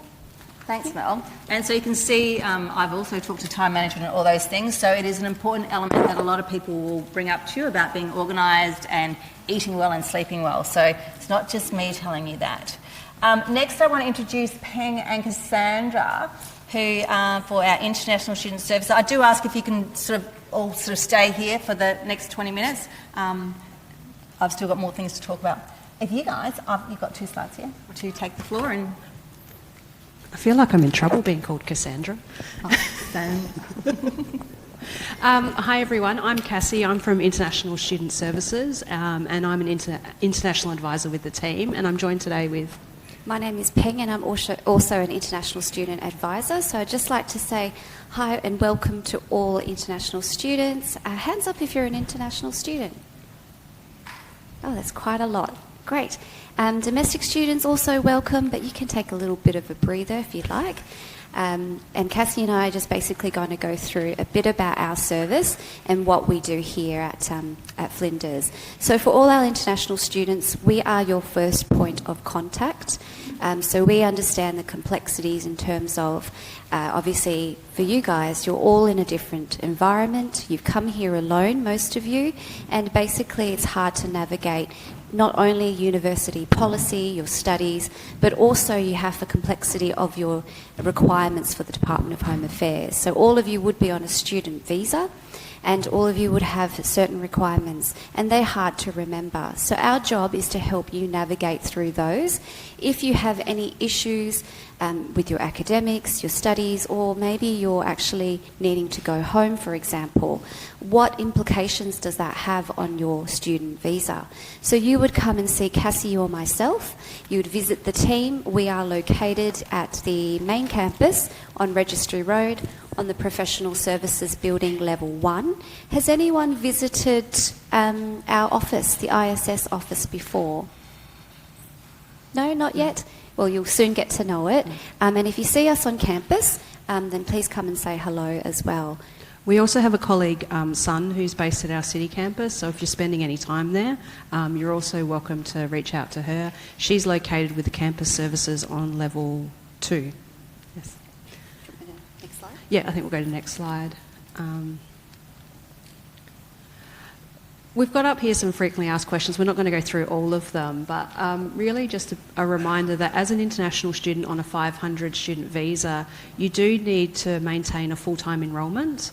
That will ensure that you finish your studies on time within your student visa period. There are often occasions where if you fail a topic or something like that, that might make some changes. But if that happens, you can reach out to the team and we'll talk you through the process of what you need to do. But otherwise, you do need to make sure you are in that full-time load. If you feel for some reason you can't manage that, come and have a talk to us. Please don't just withdraw from topics. Just come and have a chat to us and we'll discuss what your options are and what we can do there.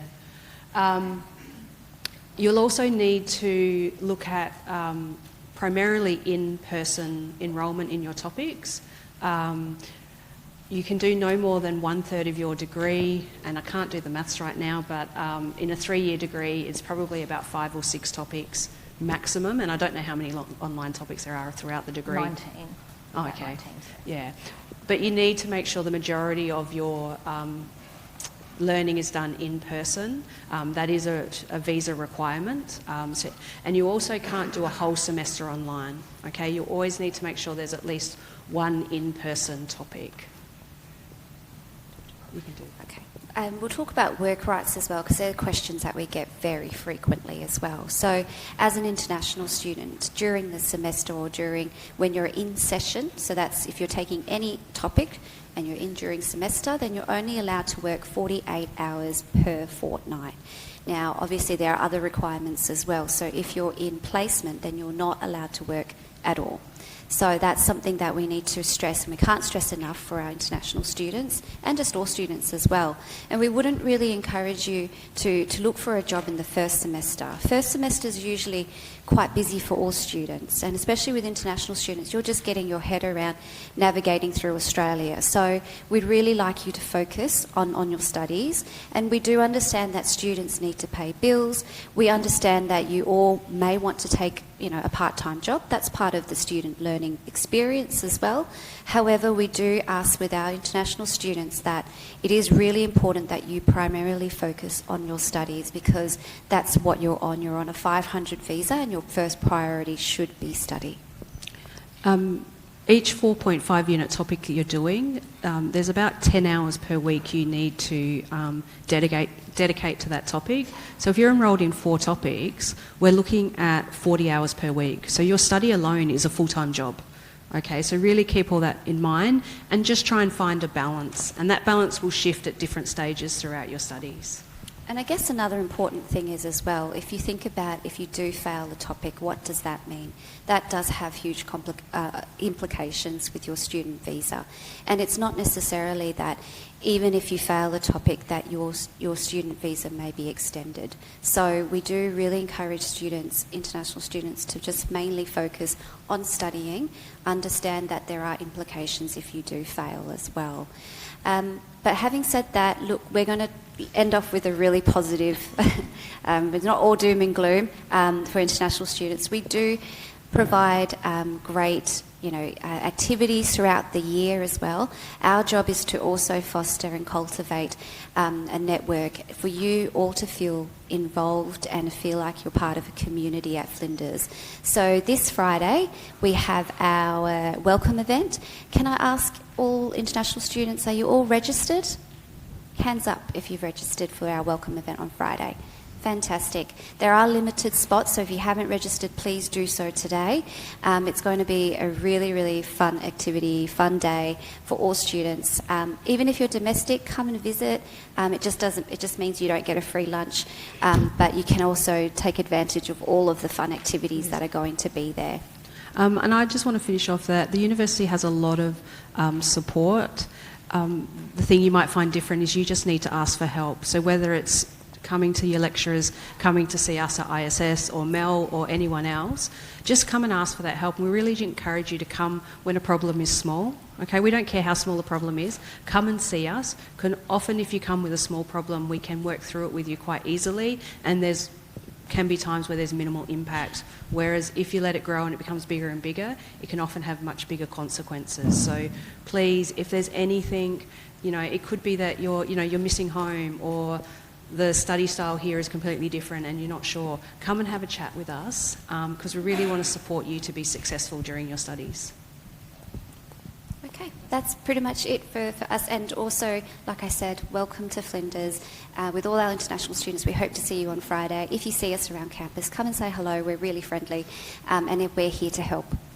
Right, thank you, everyone. Thanks, Cassie. So as you can see, and I'll sort of reiterate, the underpinning, foundation of this chat is that there is a lot of help available for all students. All right, so let's go forward. Yungarinthi, for Aboriginal Torres Strait Islander students, is also a support network in tutoring and advocacy, helping out with study skills. They are located up the hill. So when we say up the hill, that's the other campus up the top. And there's lots and lots of support in that space. So any students requiring to link in or network, there is a QR code, and there is also lots of information available on your sites as well.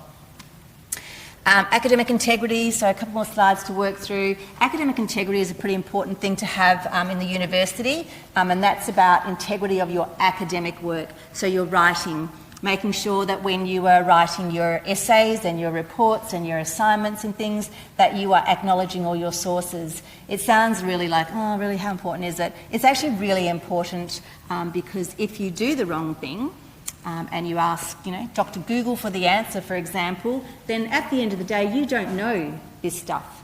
And at the end of 3 years, when you're out there and you're practicing and you don't know that stuff, you could lose your registration. So we want to make sure that you go through your academic life and you adhere to the policies and the guidelines. So you'll find there'll be lots of talk about academic integrity, plagiarism. You'll start hearing words like plagiarism or misrepresentation, and these are things that it's really important that you know. So when you're writing and researching your answers that you need to research, and you will need to research for most of your assignments, you need to acknowledge where you got that information from. So don't be acknowledging google.com, because that's not a proper reference. We want to see you using your textbooks, maybe using your journals. So some of this might seem too hard, how will I do this? You will get taught through the process, especially in your first year topics. We'll go through some of these processes of what to do. Artificial intelligence, not great in nursing, okay? At no point do you see a nurse step out of a room to quickly Google some symptoms to see if they need to do CPR or not. They know what they have to do. You need to know what you have to do, okay? Artificial intelligence, great for marketing and all those sort of industries, but for nursing, it's not great.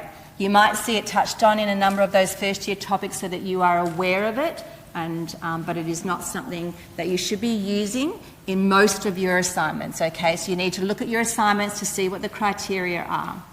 Okay, at the end of the day, you need to have integrity, that the work and the knowledge you have is your work and your knowledge, so that when we graduate you at the end of a third year, we are graduating someone who sincerely and genuinely has the knowledge to save a person, because their lives are going to be in your hands with every decision that you make. So really important to seek clarification from your tutors and look at your assignment criteria. If it says do not use artificial intelligence, then do not use it, because there's a process that happens which I don't have time to go into today, but I will make sure that I put up on our BM page as much information as I can so that you can avoid putting yourself in that situation. Student Learning Support Service, this will be on your dashboard as well, and or your flow sites, however you like to phrase it. Please use this if you're not sure academically how well you're going to do. Students straight from school sometimes have a different idea of what writing is required. If you haven't done academia for a little while, you might be a bit rusty, so make sure you utilise these services. Okay, there's lots of study guides on there that might take you how to write a report, how to do your grammar correctly, numeracy, all those sort of things. They're all there to help you. So there's plenty of tools available. You just have to make sure you utilise them. Okay?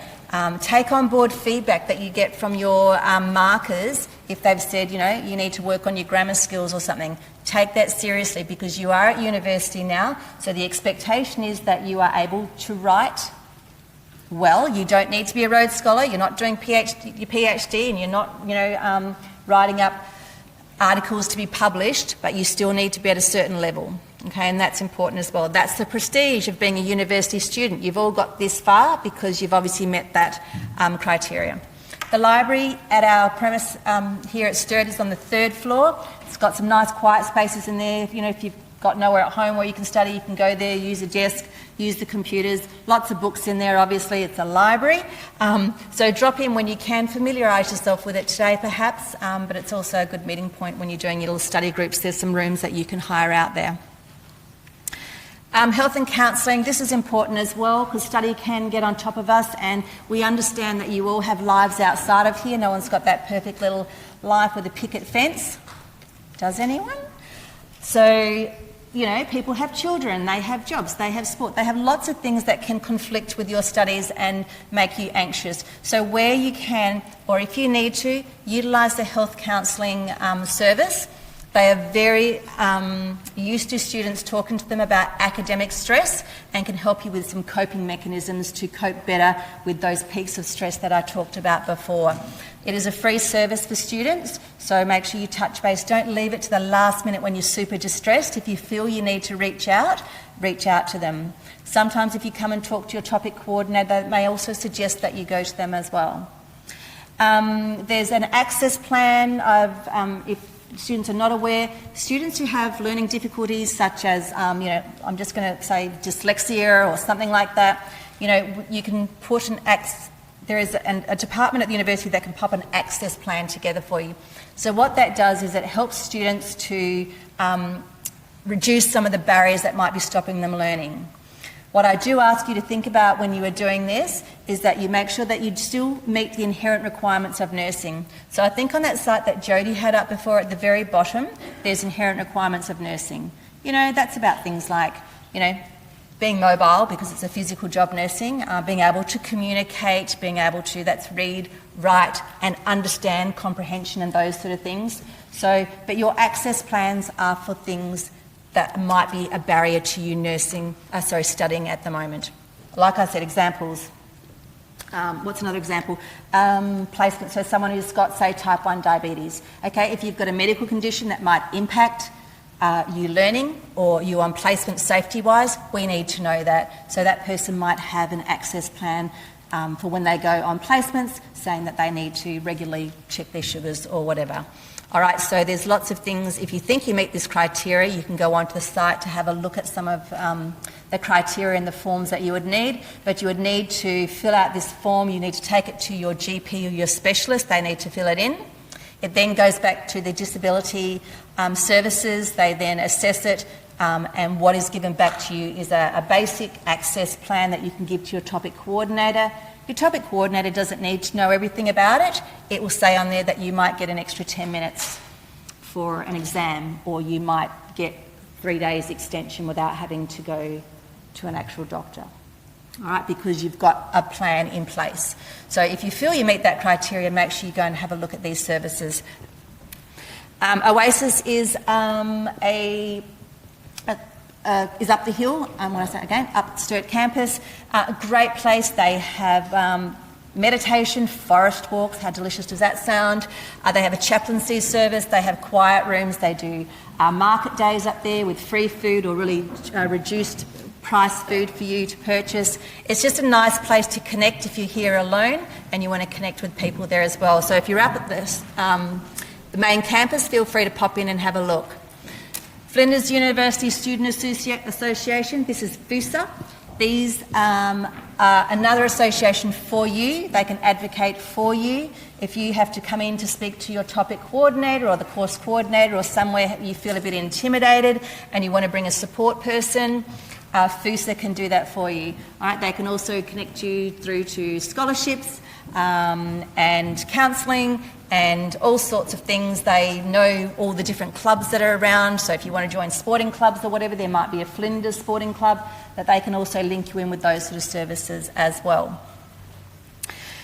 I think I did a speed to get through to the end of that. So again, make sure you get onto your flow sites, your flow Canvas sites, have a look around, familiarise yourself with them. You're all in classes next week, so make sure you get ready to do that. Get your free Wi-Fi sorted, really important.